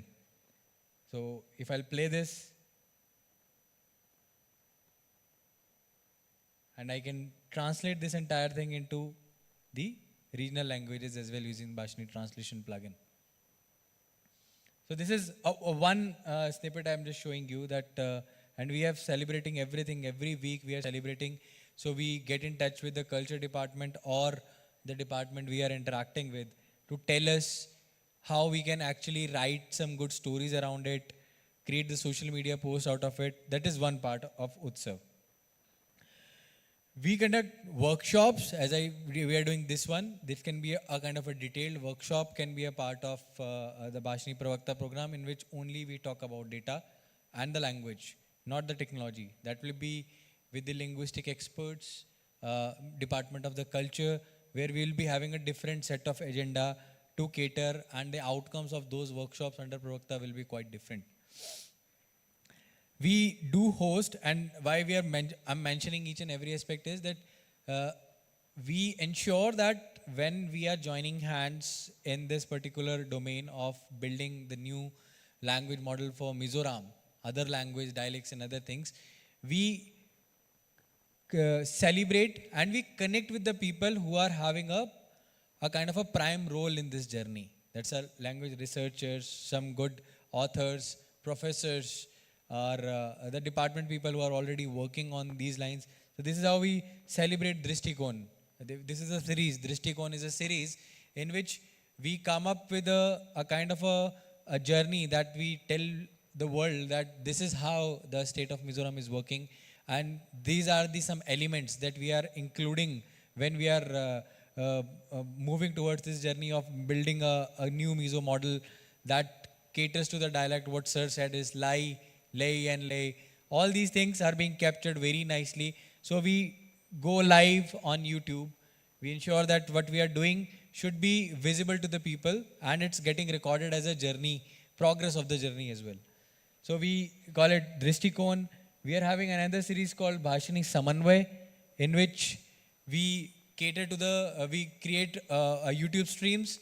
We go live catering to the specific topics. Say example, if in the model training exercise, in the model training journey that we are going to take up, we have to specifically cater to the linguistic heritage of the Mizo language. How many type of dialects are there in the Mizo language? What are the possible data sources? We all record it while interacting with the researchers, academicians, and other people. Though Pravakta is having a very wide aspect, I'll not cover that, but the way I explained each and every hackathon in the previous session is a part of Pravakta. So while engaging on that level that I just mentioned, that we are catering to each and every aspect of our journey. In these points, we find out use cases where we launch the hackathons as well. So hackathon also becomes an integral part of that. And there are a lot of things that we are also learning and we are planning to include in the Bhashini Pravakta pillar. We'll be more than happy to get your ideas. And this also involves, like, I think in the previous session, we were having some people from the Journalists Association of Mizoram. We would like you to write about the things that what we are doing every month or every week. Because this is how we are going to achieve our results. The journey that we have started today in the morning will be going to the level where we'll be having a good Mizo language model in the end. So thank you. We are open for the questions. We'll be later doing the vote of thanks. Any questions related to all those 4-5 pillars we just discussed? Anyone? Yeah, please, sir. Can someone give mic to sir?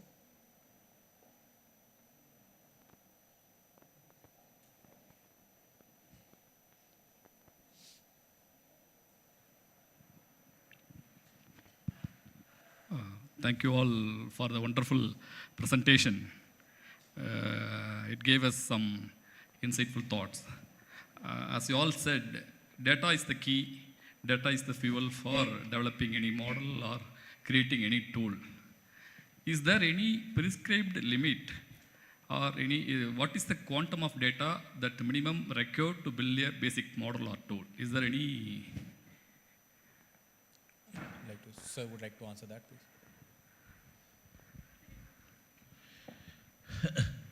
That's a good but a difficult question as such, because see, there are, there have been some people say that English has perhaps trillions, or Spanish has trillions of sentences in the digital form, and hence the model becomes okay. But there is not a single guideline which we have been able to pick up on that. But what we know is, what we have experienced is that if you have approximately 30 hours of data, then perhaps you are good to create a speech recognition model. And if the 10 hours of data is well diversified, then also a speech recognition model can be created. But then that's not sufficient, because it's not the universe. On text, you are looking at almost about 10,000 diversified sentences to create the model. But then as far as language is concerned, we are almost 10,000 years since we have developed any of the languages which are there. Some of the languages may be young, some of the languages may be old. But it is a 10,000 years in which we have developed the vocabulary, grammar, the way we are speaking, dialect, etc. So somehow we have to digitize all of it to actually come to a model which is as good as a normal conversation model. But that is the reason why it is always, we all are trying to say that whatever, you create a model and you start applying it with the narrow use cases, so that you keep expanding the universe, because the more use cases you apply, the universe keeps expanding. So that's the crux of it, or the trick to it would be. Thank you, sir. And also, building parallel corpus is equally important for developing a model. What is the strategy in building parallel corpus? Is there any? So there are a few strategies which we are working with state governments to employ it. Like, with one of the states, we are trying to do statewide a kind of Bhasha Dan or a data Dan. What it does is that it is basically, but it is not saying that you do a random sentence. It is using, this is something which is in plan with, say, Odisha. What they are trying to do is to build up use the automatic speech recognition to digitize whatever is there. Like, this place has a history, this place has a function, this place has people, this place has process, right? So all of that, something is in mind, something is in document, something is in file. So can somebody speak about this particular place in all these dimensions And that gets transcribed just as I was transcribing in the morning. Now, if I transcribe it if the person is good at English and he transcribes in English, can I use the model to actually translate in, for example, Tamil or Mizo? Now, when I translate it, then there will be errors. So then can I get the language experts to correct those errors and create a parallel corpus? So that is one way of generating it. The other way which we had done was that we had a mobile on which there was an app which was there, and we went through the market to actually, get people to talk about that picture or that statement, and that's how we created the parallel corpus. So there is no one way. One thing could be that all the government geos which come across, let's compulsorily translate it into 2 languages, because we have a Rajbhasha Vivag, or we have people who are already there. It's a question of how many people, what people, and how do we do it. But then there is also a question that when we are trying to do this, we have to be careful to follow a methodology and also capture the metadata which will ultimately become the annotation and labeling for this data. Now, with Maharashtra, for example, we are trying to do agriculture data capture, because we deployed a use case where farmers were calling and having a chatbot and asking information about what product, what should they be doing under these extreme climate conditions, or any other question. And they were finding that the answers which the bot was giving was not with the right pronunciation and not with the Marathi which is spoken in the villages, because the languages which are spoken in the villages is quite different from the languages which are spoken in the city. Is quite different from the literary language or the pure language which we call. And models are generally trained on pure language because we are using purists to actually create the parallel corpus. So they have now embarked with a program with us, which is basically creating a parallel, what they call is a, Agridan, where we are picking up about 70,000-80,000 utterances from 10,000 students of the agriculture university, and also doing a round-robin crowdsourcing so that the contribution gets validated, and then a corpus is created. So multiple ways, which we are doing, like with administrative reforms department, what we are trying to do is to do a transcription of their conference. And once they do the transcription of their conference, which is generally happening in English, if we translate that into 22 languages using our model, and then perhaps give it to the political science students at different places to correct it, we will perhaps be able to get a rich corpus which is actually pointing towards the deficiency and moving towards it.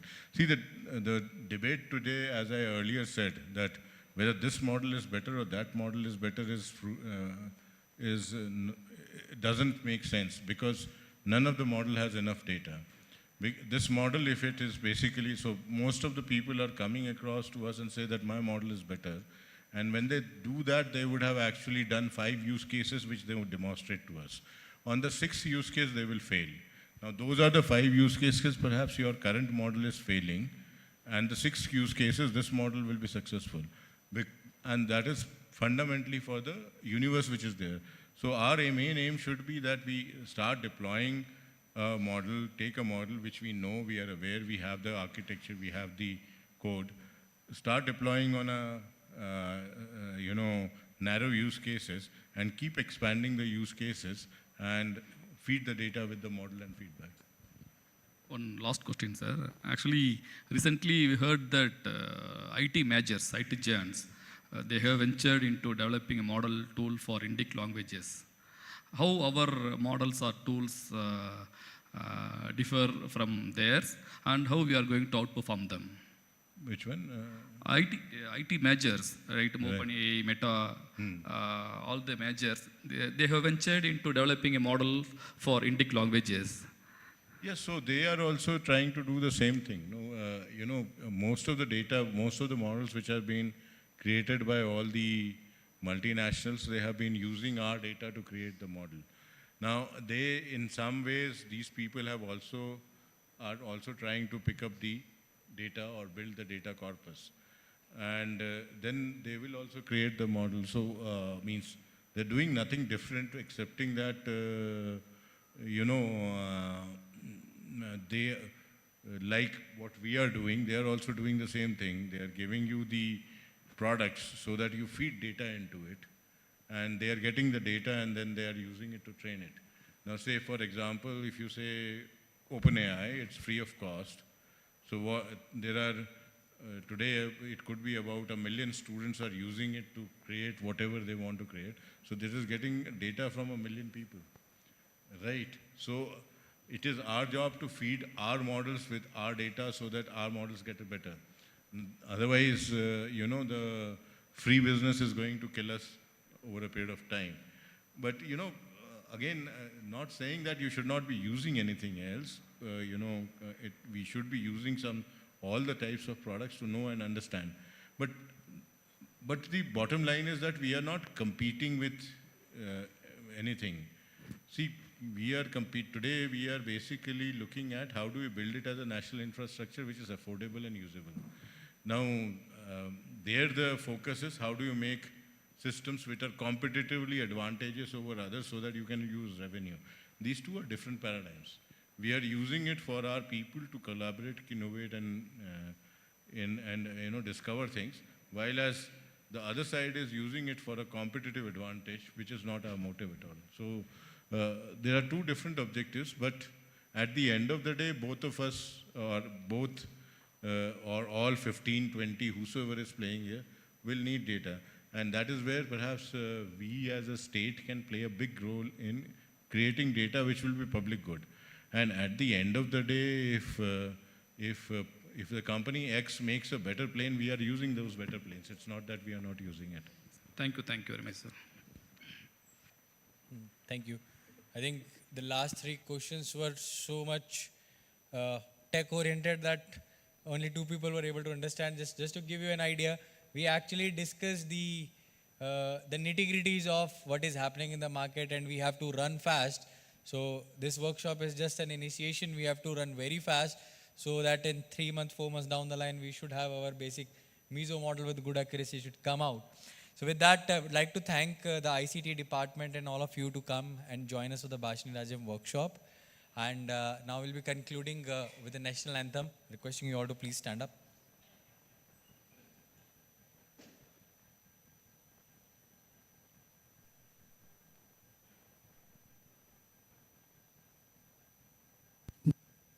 जनगण मन अधिनायक जय हे भारत भाग्य विधाता पंजाब सिंध गुजरात मराठा द्राविड उत्कल बंगा विंध्य हिमाचल यमुना गंगा उच्चल जलधि तरंगा तव शुभ नामे जागे तव शुभ आशीष मांगे गाहे तव जय गाथा जनगण मंगलदायक जय हे भारत भाग्य विधाता जय हे जय हे जय हे जय जय जय जय हे. Thank you everyone.